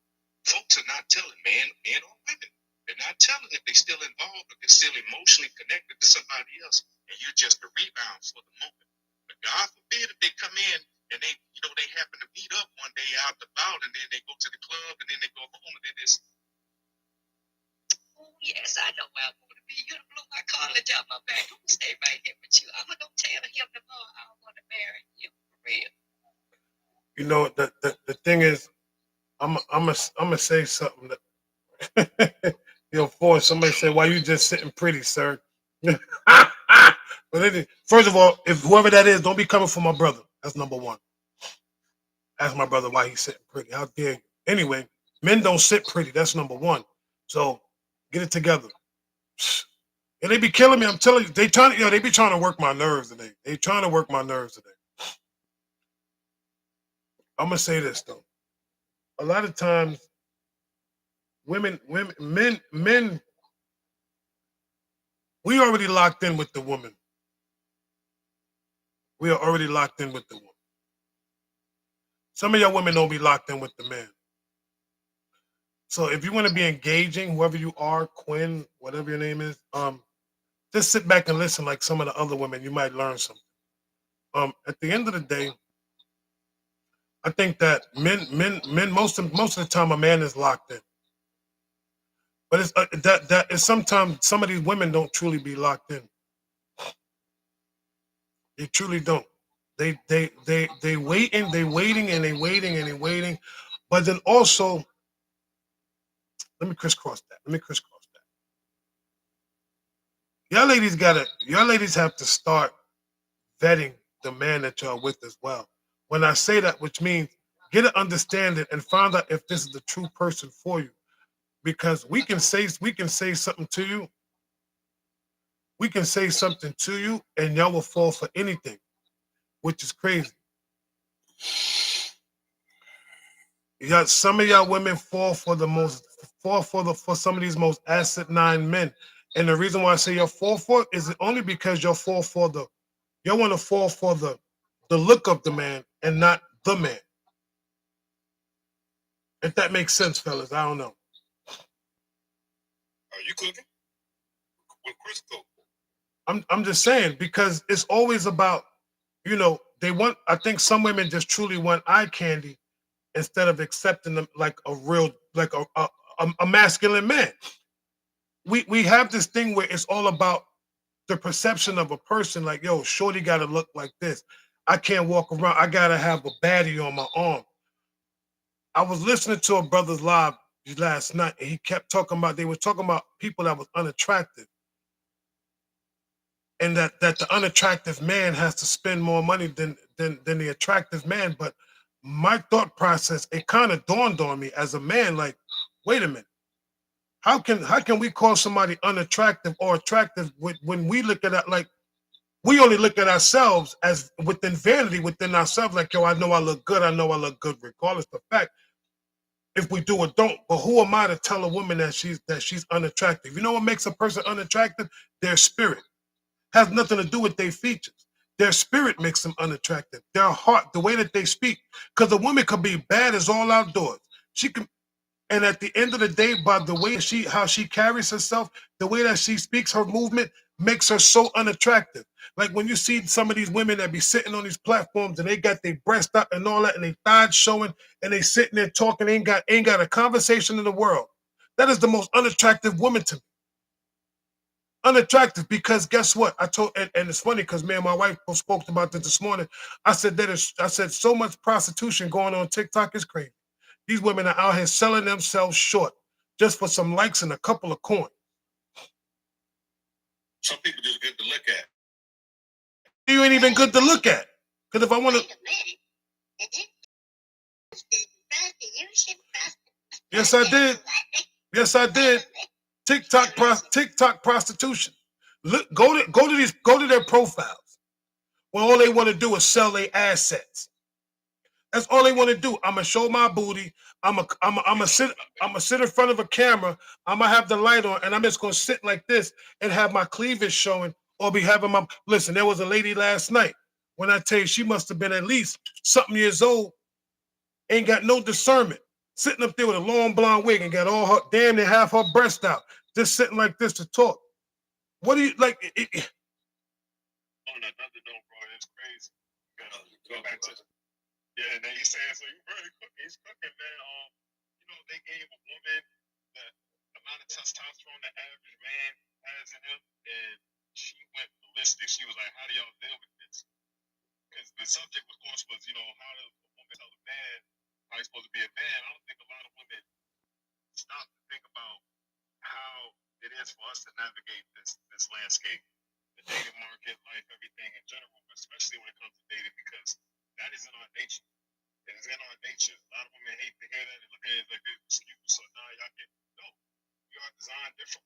Testosterone and things within our body, our hormones, we are designed different. We are more visible to a lot of things that affect us differently. So and this is not to make an excuse. We have to have this. We have more attention as men. But if you're dealing with a man and you're sitting here just looking at it from your lens, then of course you're gonna always blame the man. But at the end of the day, there's no way it can always just be our fault. No one is gonna put here. But the thing I get, TikTok is perfect for the waist up relationships. Because that's the only time that y'all see the person from the waist up. And then when you see them in person, the first thing you say, you catfish me. No, that's how you saw me. You didn't choose to find out who I was off of this. From the neck up or from the waist up. That's how y'all get catfished and get messed up. We're talking about men and women too. Because let me tell you something. What I got tired of as a single man, I got tired of looking at profiles and the pictures was like they were taking pictures from where Jesus was sitting down upon themselves. But then you're trying to fool me. You sitting up there playing with my emotions and stuff. And then when I see you, your whole picture's on your driver's license for real, because you that short, you that tiny, or you don't fit in it. You're on both sides of the family. Again, let's not get it twisted. I ain't got no problem. I'm a real man. When I was single, I dated all types of women. The small, the BBWs, the double S BBWs. It was a personality for me that got me.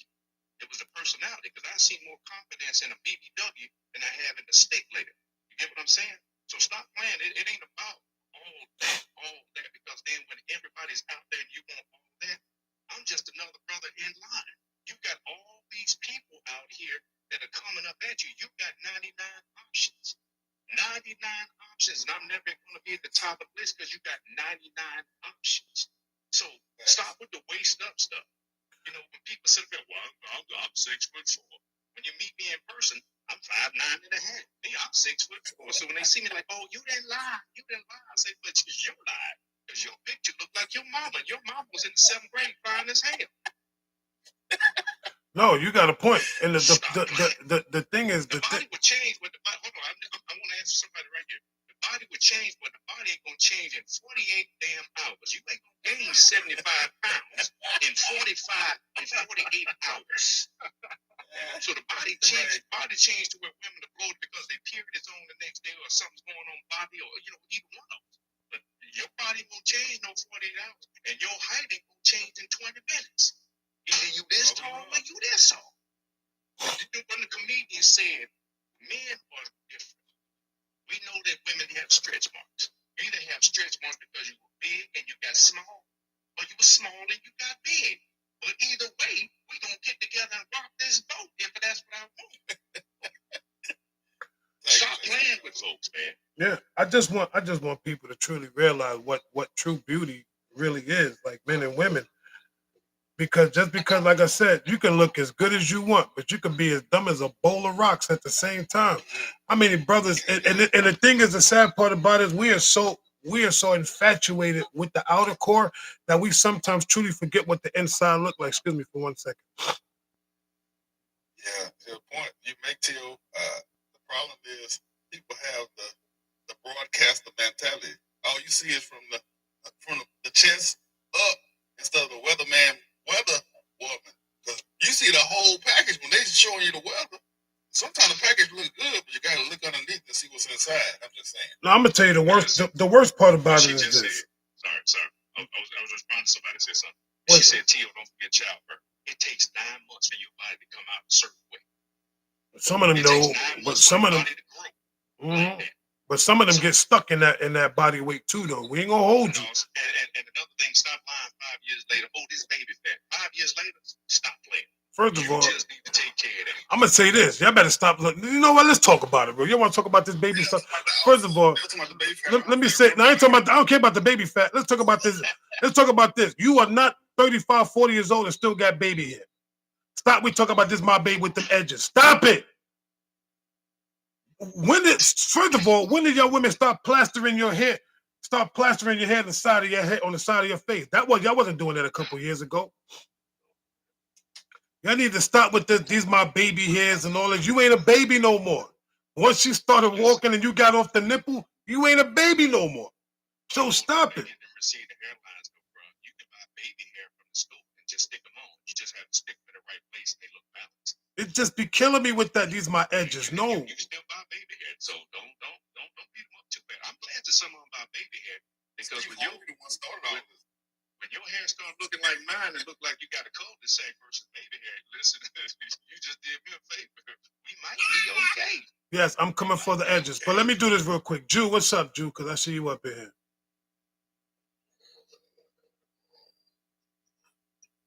Hey, hello, Jew in the bottom.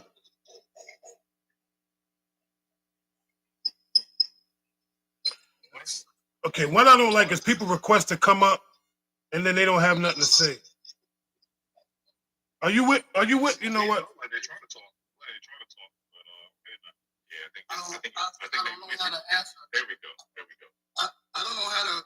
I just saw the speaker, but I was trying to get on a long time ago. But now I guess you can hear me. So we have a lot of different women. I'm 59 years old. We have a lot of different women that, like the brother was saying, you were saying that they want to get married, but they don't want to get married, or they want good men and they don't want good men.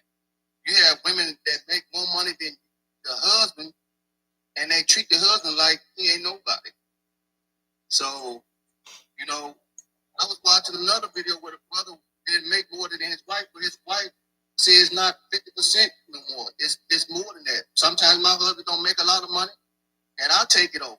So we all got to help each other instead of putting each other down, and it just, as I was coming up, man, I saw my mother and father do things different. I saw my grandparents do things different.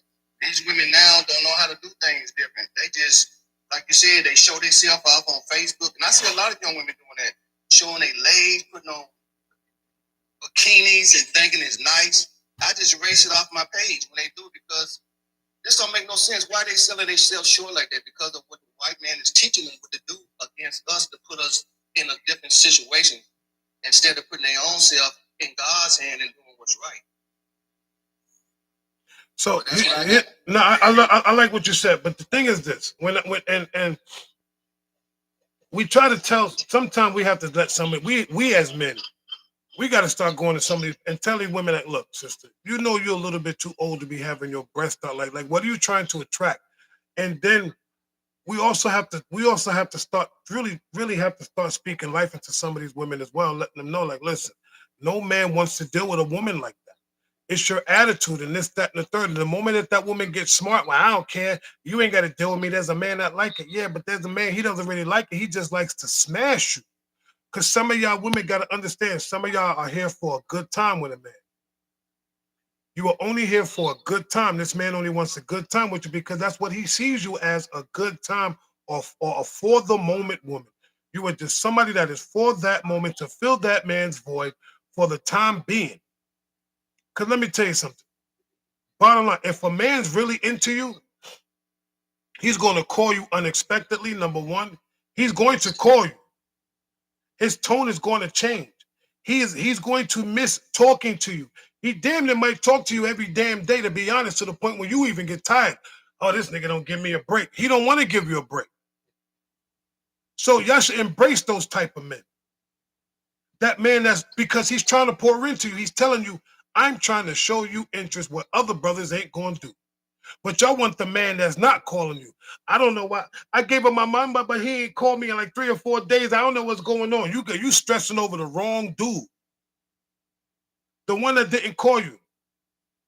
Because you know how we feel as men? Yo, I gave Shorty my number. She ain't called me yet. We'll wait 1 or 2, but on that third day, you're going to get that call. Yo, what's up? And if you don't answer, we're going to send you a text. Hey, just let you know I was thinking about you. I haven't heard from you. We're going to let you know, listen, I haven't heard from you. Just checking up. Are you okay? Anything to get a response from you. Because the moment you respond, that gives us opportunity to let us know, okay, she's probably sending. Y'all don't get the difference between 1 and 2. Y'all be thinking, oh, exactly, that phone call. And the beauty of this, if we call you and our phone conversation that has nothing to do with sex, we are damn sure into you. Bottom line, we are damn sure, if it has nothing to what you wearing, when we gonna hook up, that other stuff, that man is into you. Now here's the catch. You will get a nightcap, but it won't be every night. if you get a nightcap and you try to sound a little seductive on the phone, he gonna keep calling you at nighttime. Believe that you're gonna keep getting them night phone calls because you sounding seductive. All those sexual questions. Now sometimes exactly what you got on. Word. Come on, you know it, girl. You should let me just come. Let me get the slide in real quick. No, you will get those brothers that will call you at night because, hey, I was just calling you. I was thinking about you. You know, I just wanted to hear your voice before I go to bed. Don't make that conversation long. He told you exactly what he wanted. I just want to hear your voice right before I go to bed because it gives them something to think about. Plus, it makes them want you even more the next day. That you know what? So some of them get twisted because like you ain't called me all day, you ain't called me all day. Listen, you got a job, you at work. I'll send you a text message, but you got a job. You can't spend the day on the phone with me. If you off work, you at home. I don't have anything. You don't have anything to do, and we can talk about some stuff. But if you have a responsibility that I'm not contributing to by taking care of your house, don't have an attitude with me when you get off work at 5 o'clock in the afternoon. Like I ain't talking to you all day. No, neglect. You are at work. You got a job. You got a job. And that's the same way with the man. If you call to him all day, hold on, wait a minute. I couldn't answer the phone because I'm at work. I have a job, but I can text you back and say, hold on, I'm at work. I'm chilling. See that I'll part. hit you back. Take that. It ain't the fact that the person don't want to talk to you. Well, I ain't had no conversation. Well, I got to do it. I ain't had no conversation from you all day, so you must not be thinking about me. You must not care about me. Who are you talking to? Because you're talking to somebody else besides me. It can't be just that. It can't be all me. I'm more into you than you into me. Neglect. I'm at work. I'm at work. That's it. That's the part right there. Check it out. Check it out. Omega was in there. What's up, my guy? He said, he said some women want full-time attention, but only want to give part-time response or something like that. No, he didn't say that. Yeah. That's my Bronx brother. Yeah, Omega, I hear you. Yeah, I had it up, but I couldn't. It ended up. But no, let me back up a little bit because I said this before. Some people are just good to look at, and we spend a lot of time on the show. You know, you got gym memberships. You're doing all these things to be healthy and to look healthy and whatnot. The problem is not a lot of people spend a lot of time on their mental health. Right? So if you got a gym membership, why don't you have a therapist that you talk to? You know what I'm saying? Like, because we can't do this ourselves.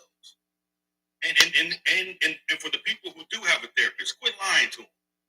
Because if nothing's changing in your life and you're going to a therapist, then you're not being they're advising you based on the lies that you're telling. So when you decide you want to go to a therapist, you better be prepared to get uncomfortably naked in terms of what your life is about and how you're feeling and what has gone on. You cannot, because people manipulate therapists just as much as they manipulate other people. You know what I mean? So if you're not ready to truly grow, don't. Because some people say I got a therapist just to say I go to therapy, but you ain't doing nothing. You know, some people got a gym membership just to say I got a gym membership, but you still out of shape. You know what I'm saying? So people got to start working on themselves in their mind, man, just as much as they do on the show, because they want to attract people. They want people to look at them and be attractive. But man, and I'll say it again, some of y'all just good to look at, because as soon as it gets past what you're looking like, and I have a conversation with you, it's like, damn, I'll put you on over there because we ain't got nothing in common. We ain't vibrating on the same level. Because what I would want in a woman is somebody who was self-aware, someone who understands who they are, someone who understands how they need to show up, and then understands what they've been through and how it's impacted them. You know what I mean? And a lot of people don't do that. Because a lot of people don't, and this could be men and women. A lot of people don't take the time to do it, but it comes back to us as individuals. How are we going to be better for everybody around us? Let me take it back. You just said the best thing of the day. Get that mental health. When you're in there, do the work. Because this cognitive stuff is real. When you can start figuring out, you know, if you're dealing with a woman and she's doing certain things and you understand your own triggers, that means you're applying your stuff that you learned from your mental health person. But you also got to be able to live it and keep going with it. Like you said, you can't keep going to counseling and therapy for years and years and years. You come out, you're the same person. There should be some sort of change in it. But ladies, let me tell you a secret real quick. When black men go to therapy, don't beat them down because they're going to therapy. Don't call them weak because they're going to therapy. Because you don't know. Him being in therapy probably saved somebody's life. Whether you believe it or not. Whether you believe it or not. Let me be transparent for a minute. 21 plus years in the military, 5 different campaigns in combat. I have PTSD. I've been blown up twice. I have nightmares that I have to take medication for. There's certain combat movies I cannot watch. I'm triggered by certain smells because it reminds me of the desert. If it wasn't for me going to counseling and know how to deal with a lot of this stuff and go into my cognitive of what's really wrong with me, so when I don't scare my wife that there's something that's going on and I freak out, hey, this is the reason that I have this. This is why I'm going through this.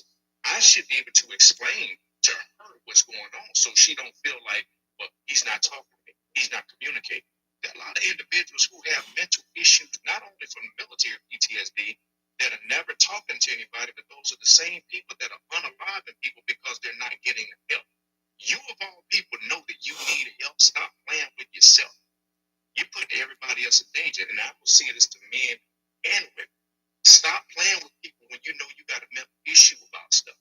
If you got a mental issue because I raised my hand a certain way and it reminds you that of the last person that beat you and chucked you around, you need to go get some help with that. You need to get some help. So let me land my plane. I just want to make sure we understand each other. Ladies, when a man finally goes to get his help, don't beat him down and hold it in the ammo can as ammunition for your next hunt.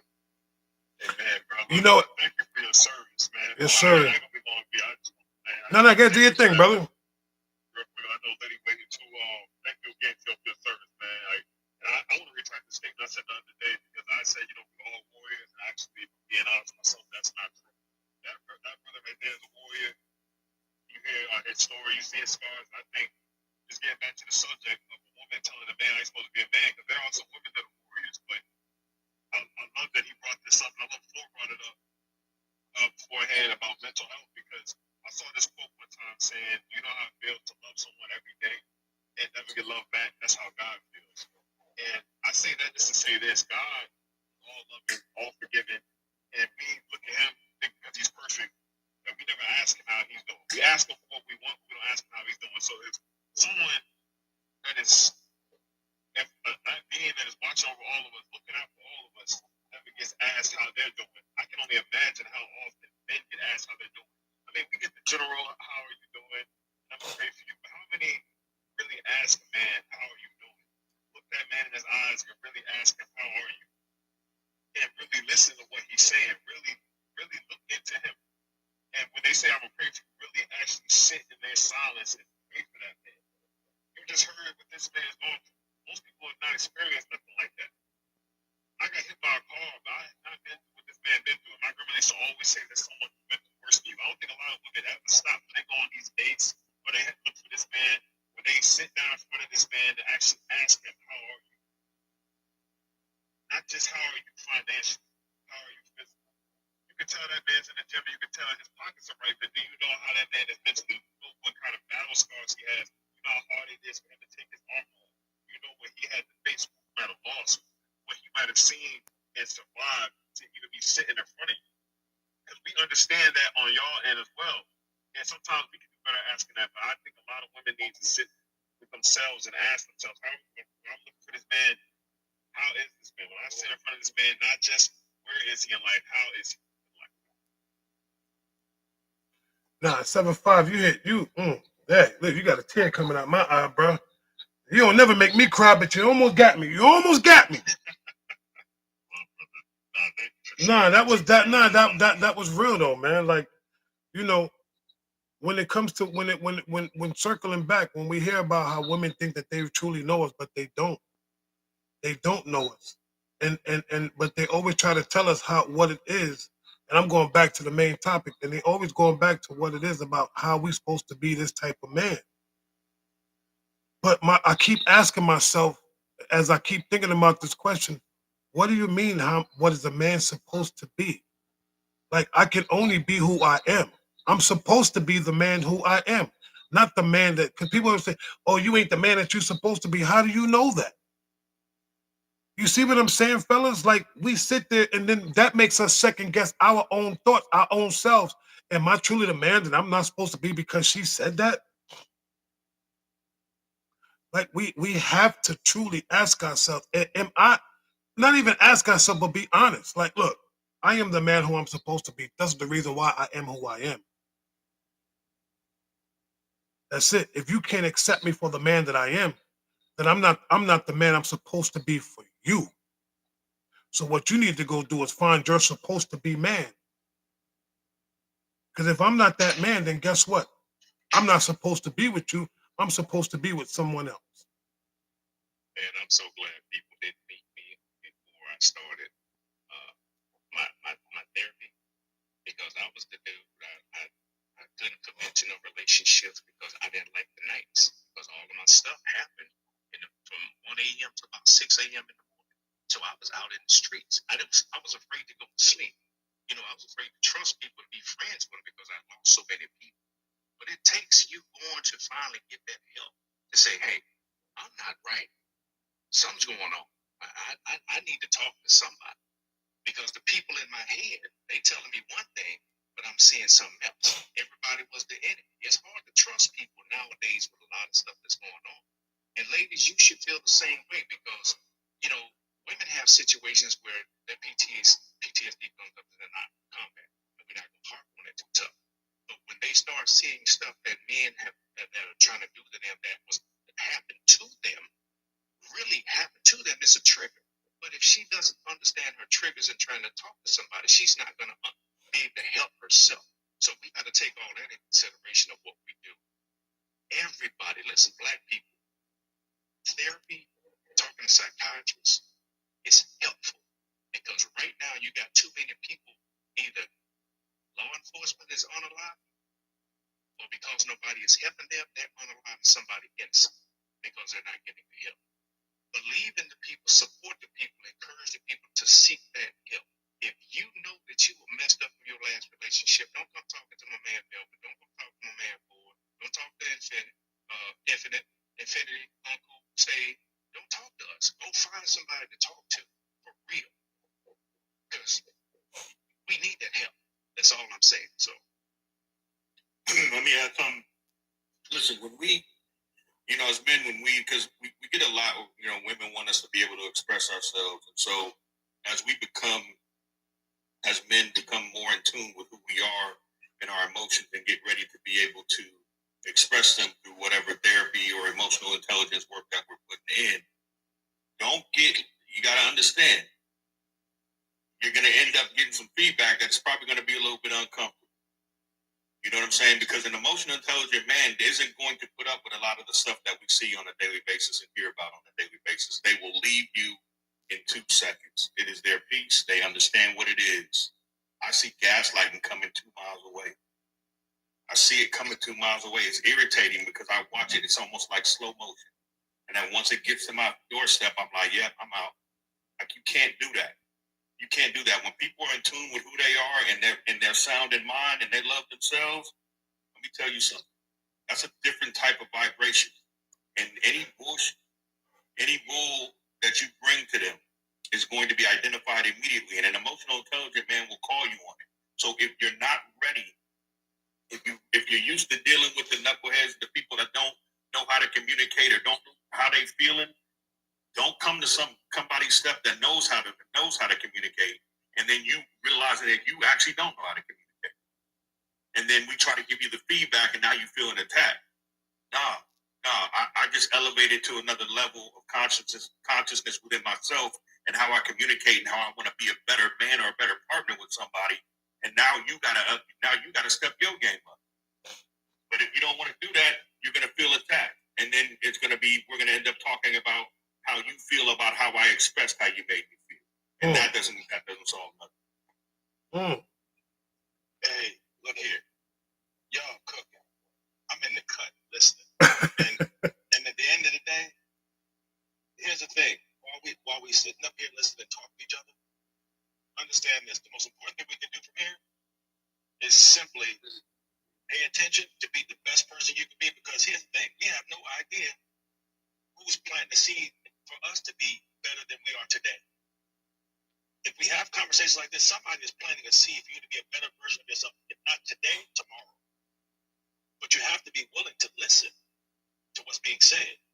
So I'm appreciative of what everything y'all said, because again, we keep ourselves on our toes to be a better version. You can't help the next person if you're not willing to learn nothing from someone. Even if it's a bad thing, we can learn from the bad. You can still learn a lesson from the bad things in our life. Hence, how we have experiences.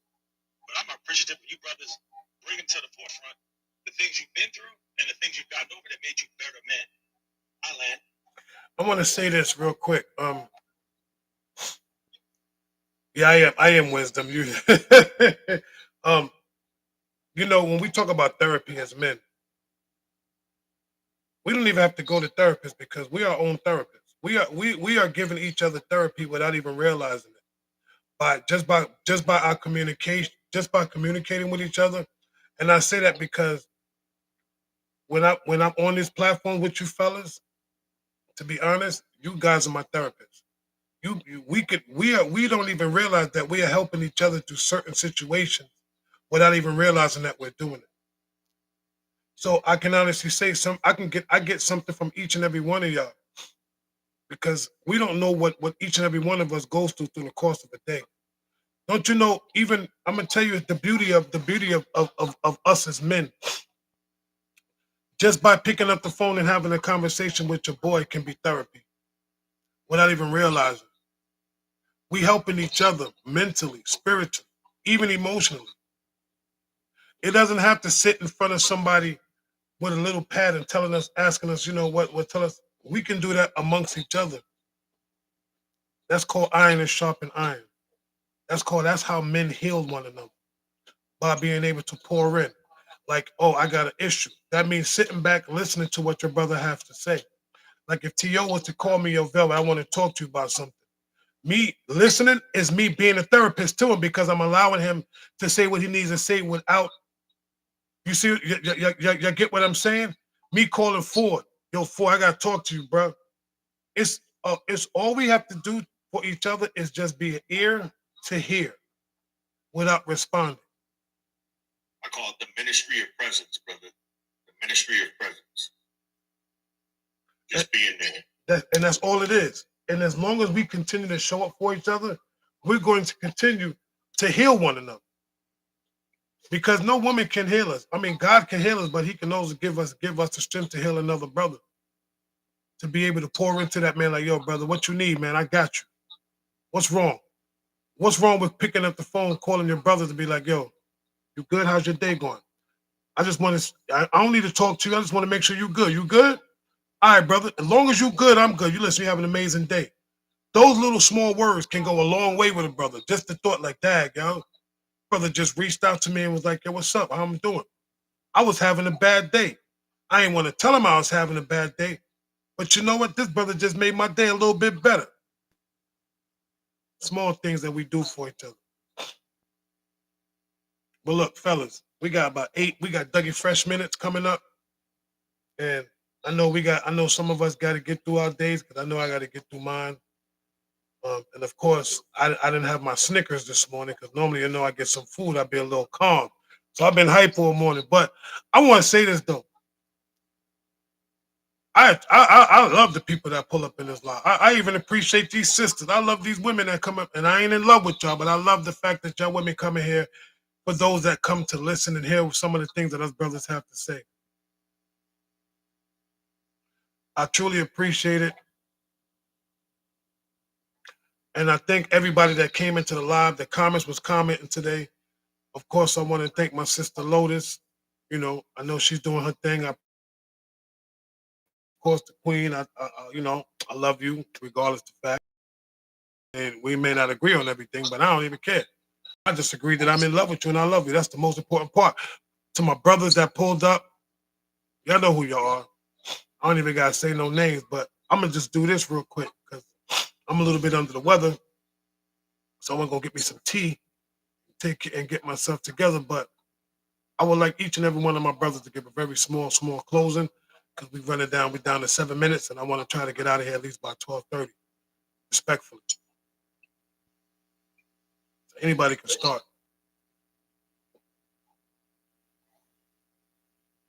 Go ahead, Liddy.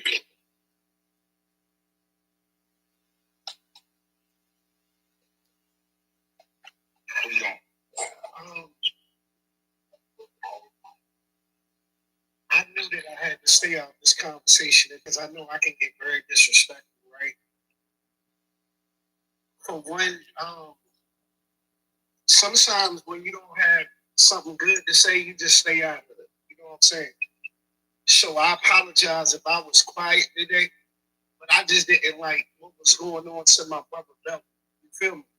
Like I understand his passion and I understand where he coming from, but I think some women need to understand basically what the brothers are trying to do on this panel. We are expressing each other. We are expressing our experiences and what we feel. You understand? So don't take so much literally what we say every time we on these panels.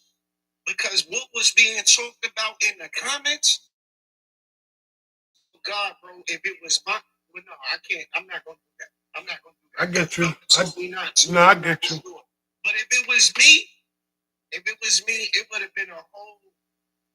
I would have never. Anyway, And that's why I love you, brother. Now, listen, I'm gonna tell you something, and that's why I love you, because just for your stand. I just didn't appreciate the way they was coming, bro. Like I just didn't appreciate, and I had to speak, and I understood why I got muted. I did, but I just don't appreciate it, bro. You ain't here trying to give wisdom and understanding. To the same way, Ford, Infinite, all of y'all trying to give y'all, but, bro, some things just gotta come on, bro. Well, I'm gonna tell all my brothers this. Y'all stay out the comments. Let me deal with that. That's what I spoke to my sisters on the back, and I'm like, this is what I do. I like challenge. I like the comments because for me, what you guys do on the platform, your guys' job for me. This is just my thought. I could be right, I could be wrong. All I want is for y'all to give your perspective, right? I'm going to engage with the people in the comments because the people in the comments are important to me as well. They are here for certain things. So when I'll read comments, I'll answer certain comments, I'll give people their flowers in the comments. I do that. That's me. But I want you guys to just focus on what the topics are. I'll focus on the people in there. And if I gotta wrangle a couple of them, let me wrangle them. It's all good. My sisters and my wife, they got my back. They in here. They know when they could just be like, boot them out and be like, brother, get back on. But if my sister and my wife ain't telling me nothing, I'm gonna be great. I'm only if they coming, if they're attacking me or saying something out of pocket, I'm gonna come for their neck. They was, and I'm about to be on some paid and fool shit. Excuse my language. But why you got soldiers and you can't use them? Because I'm a one-man army son. I never been taken out. You got soldiers, you got brothers. But I just listen. And let me take the fall. So let me take the fall for you. Because I'm telling you, the way that I'll go to hell on some of them, I'm going to hell, bro. You save face, I'm not. I'm going to crash out for you. And that's in all aspects. If we out in the street, I'm going to crash out for you. I swear to God. And that's on Jesus Christ sandals. You know what? I respect that. Hands down, I respect that, Liddy.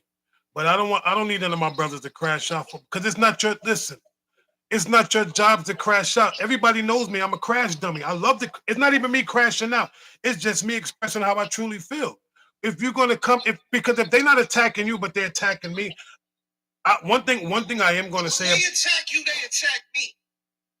Say less. I can't. What you talking about? I can't say less. I can't even argue with you. You're 100% right. You up here trying to spread good. Yo, listen, it ain't a lot of men that's doing this, bro. And that's why I come here.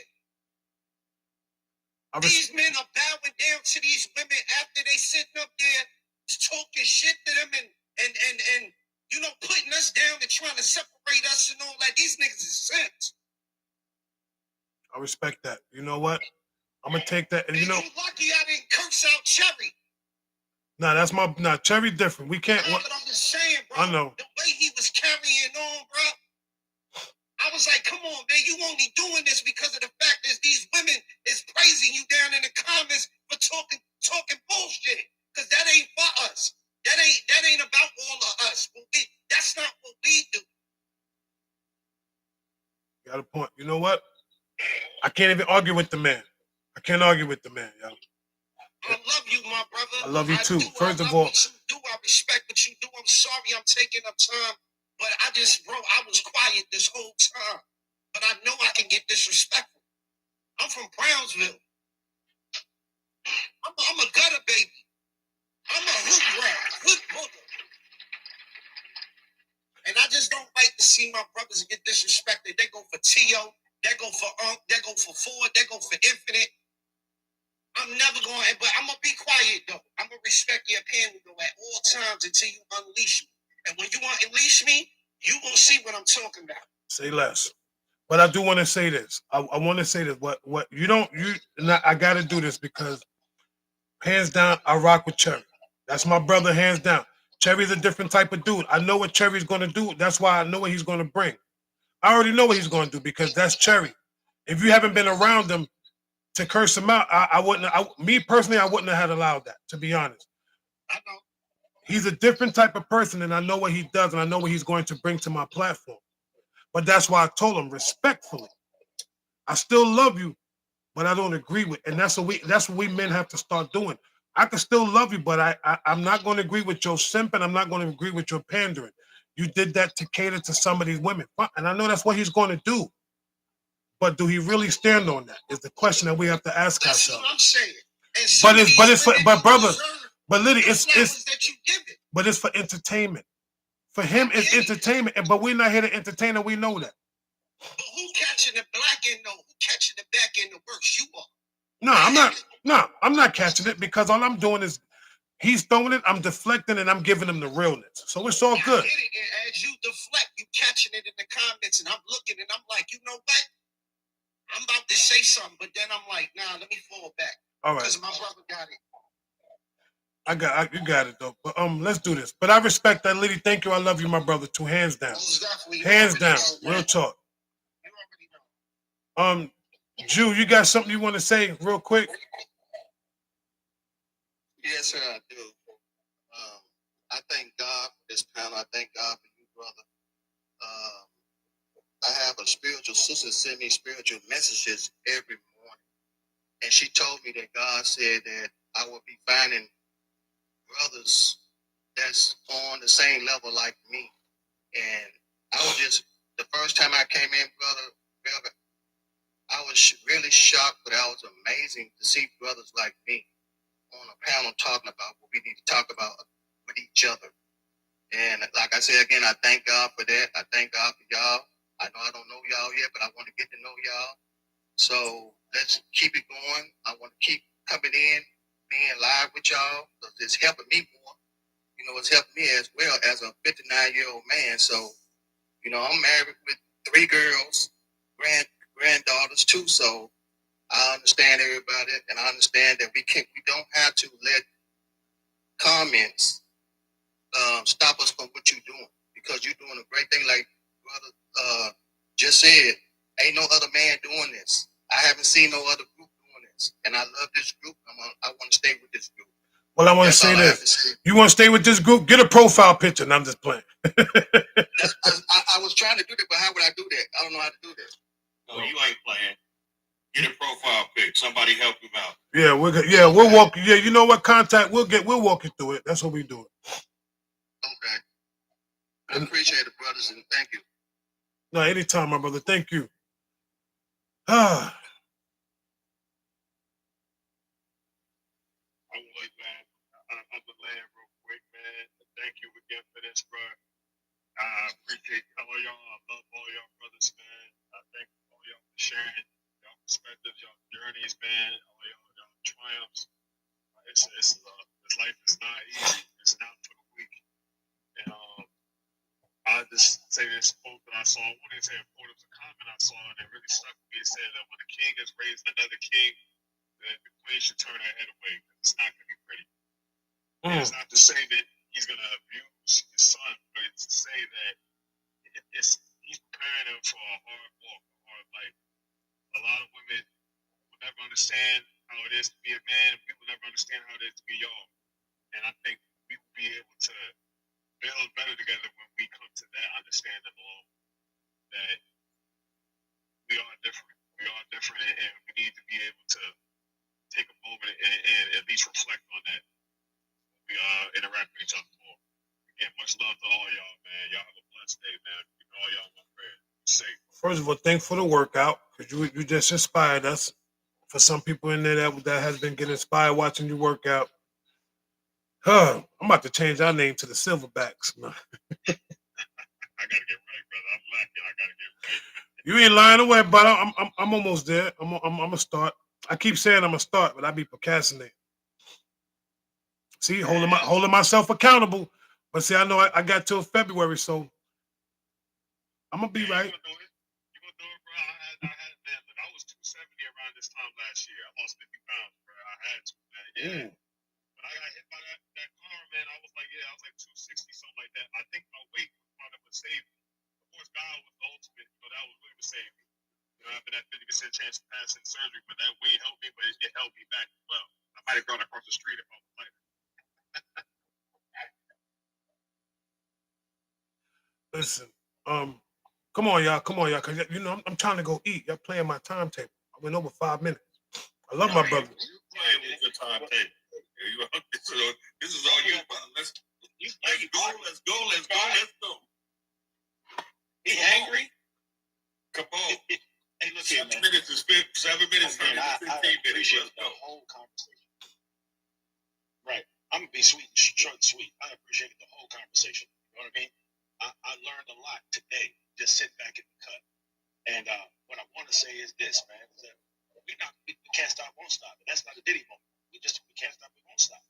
Because we know what we're doing is needed. This ain't a oops. This ain't a coincidence. It's needed. See, for me, that one brother coming on and saying that what he said, Jew with no profile, him doing what he did, that makes my day. Because that means we reached another one. You feel what I'm saying? And I appreciate and love each and every one of y'all because, again, we keep it above. We keep it authentic. We keep it original. We ain't trying to be something else. So with that being said, I appreciate my sisters in the background, my sister Rain, my sister Lolo, who keep the sisters tripping on standpoint. And the fellas, we talking to the fellas. I keep telling y'all, this is our barbershop. We ain't got time to be playing with folks who don't agree with us. That's cool. You don't have to agree. Just sit down in the chair and get your hair cut. That's all. There are rules, even in the barbershop. You got to attend to the rules. If you can't attend to the rules, we'll ignore you. We ain't got to address you. We'll ignore you. That's the worst thing we can do is ignore you. I land.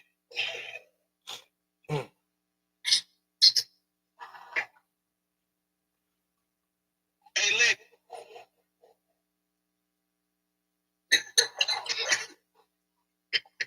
Why you cut him off like that? I didn't do nothing. That wasn't me. Wait on me. Listen, man, I know you got somewhere to go. Apologies for my tardiness. I was up studying a little bit. I got lost some time. But I love these conversations because it's allowed us as black men to open up and have a voice. And I'll keep saying that because somebody in here said earlier, I didn't think that I needed to be in here today, but I'm glad that I was in here and I know that I need to be here because they heard something. It's just like Jesus said, he'll let the 99 sheep go, but to go back for that one. As long as one person gets something out of it, it's okay with me. Y'all should know me. I'm gonna come in with the shenanigans. I'm gonna come in with my comedy, but I'm gonna come in and educate on a lot of stuff that we talk about as well. Lady, let me tell you one thing, bro. Need more brothers like you. Need more brothers like you because some people let somebody talk about their brother and still show up in their brother's face like everything's okay. You know, it's good that you got a brother like you that's gonna protect their brother, whether they're in front of them or away from them. You're not gonna let anybody just come and intimidate. Forward and build. Again, I'm humble because you guys wanted me to be here to give my input on some things, and I want to do the right thing and make sure that this is the best thing that we can get. Where everybody want to tune in, whether regardless of who the host is. I'm gonna have my fun. I'm gonna laugh. We're gonna joke. Some days I'll say something. Some days that I won't. But on this day, I am my brother's keeper, and we're gonna make sure that we keep giving that love back to the brothers. We're continuously keep the ladies straight on point on what we need. We can't tell you who you are. You have to know who you are. It's not our job to figure you out. You got to figure you out first. Let me land my plane. Yeah, I'm gonna keep it rolling real quick. Thanks, Lo. Thanks, Rain. Good conversation today. Very much needed. Just so we knew it was gonna go about. It went about the way we thought it was gonna go. Right. So understand. There's a plan. There's a plan behind all this, but ultimately, it's about inspiring people to talk and getting dialogue out there, and how we can do it however we want to do it. We're gonna get the trolls. We understand that. So just understand that I don't look at this. I don't look at the chat. I just don't. But I understand what it means to be my brother's keeper. So I just encourage everybody to love on yourself. Mental health matters. And just one reminder, when you're up here in the chat, be brief, be bright, be gone. I'll land there. My brother, all the day, every day. If y'all don't know, a lot of times me and Ford be on the back end talking. But the beauty of it is now, because I don't want to be selfish with my brothers, I always be like, yo, this is what we're going to talk about, what y'all think, because it's not about me. I always want my brother's perspective when it comes to what we're doing here on this platform. So to sum it all up, ladies, understand one thing. You can never tell us what a man is supposed to be. Just allow the man to be who he truly is. Allow that man to love you the way that he can love you, not the way that you want to be loved. We all want to be loved in a certain type of way, but if that's the case, then you need to learn how to continuously love yourself that kind of way, and ain't nobody else going to love you. That's why we become so selfish when it comes to love, because we're so used to being loved one way because we love ourselves that way, that when somebody else try to love us, we want to tell them, "Oh, I need to be loved like this." No, just let me love you the way I can. Stop trying to tell me what I'm not and what I need to be, because I'm not telling you what you need to be. All I'm just asking you is to be one thing. Asking and telling is two different things. If you can ask me to be certain ways, well, baby, can you just start doing this? Can you just try to do this? That's you telling me what I can try to do instead of telling me what I need to do. Two different ways. And if we can learn how to do that for men and women, we'll get along a lot more better. We're not here to control each other. We're here to love each other and to listen and to understand each other. It's the most important part. Love you all. Thank you all for joining, even those that may have come for me today. Listen, I respect it and I enjoy it. That's my therapy, because that's what I like to do. And my sister would tell you, I like the rah-rah. I do. We did well today, gentlemen. And for the girl that came up here that was capping, you see what happens when you come up here, you want you want to be a hyena come around a pack of lions, you're gonna get pounced on. You're gonna get pounced on. Respectfully. Love you all. Listen, enjoy your Fridays. Tomorrow evening, I don't know, man. I might do it tomorrow morning, or maybe, yes. I'm not even gonna do a night live. Saturday, I want to relax Saturday evening. Tomorrow morning, I'll be hosting a live. Come and talk with Velvet. Question for Velvet. If you have any questions that you want answered, if you just want to come and join the live, pull up. That is the only time I get to rant. This is the only time I get to go rogue. So I might do it tomorrow morning, just because I don't want to wait tonight. Or unless I speak to my sister and the wife, and they be like, no, go at night. So it's up to, it goes up to them. But we like to talk as a collective. But anyway, yes, conference call. You know it. Anyway, gotta roll. May the love of the Lord be with us all until we meet again. In Jesus' name, amen. Happy Friday. Enjoy your Friday. Enjoy your day on purpose, whether you're working or you're not. Just enjoy your day. Real talk, because I'm about to go enjoy mine. Peace.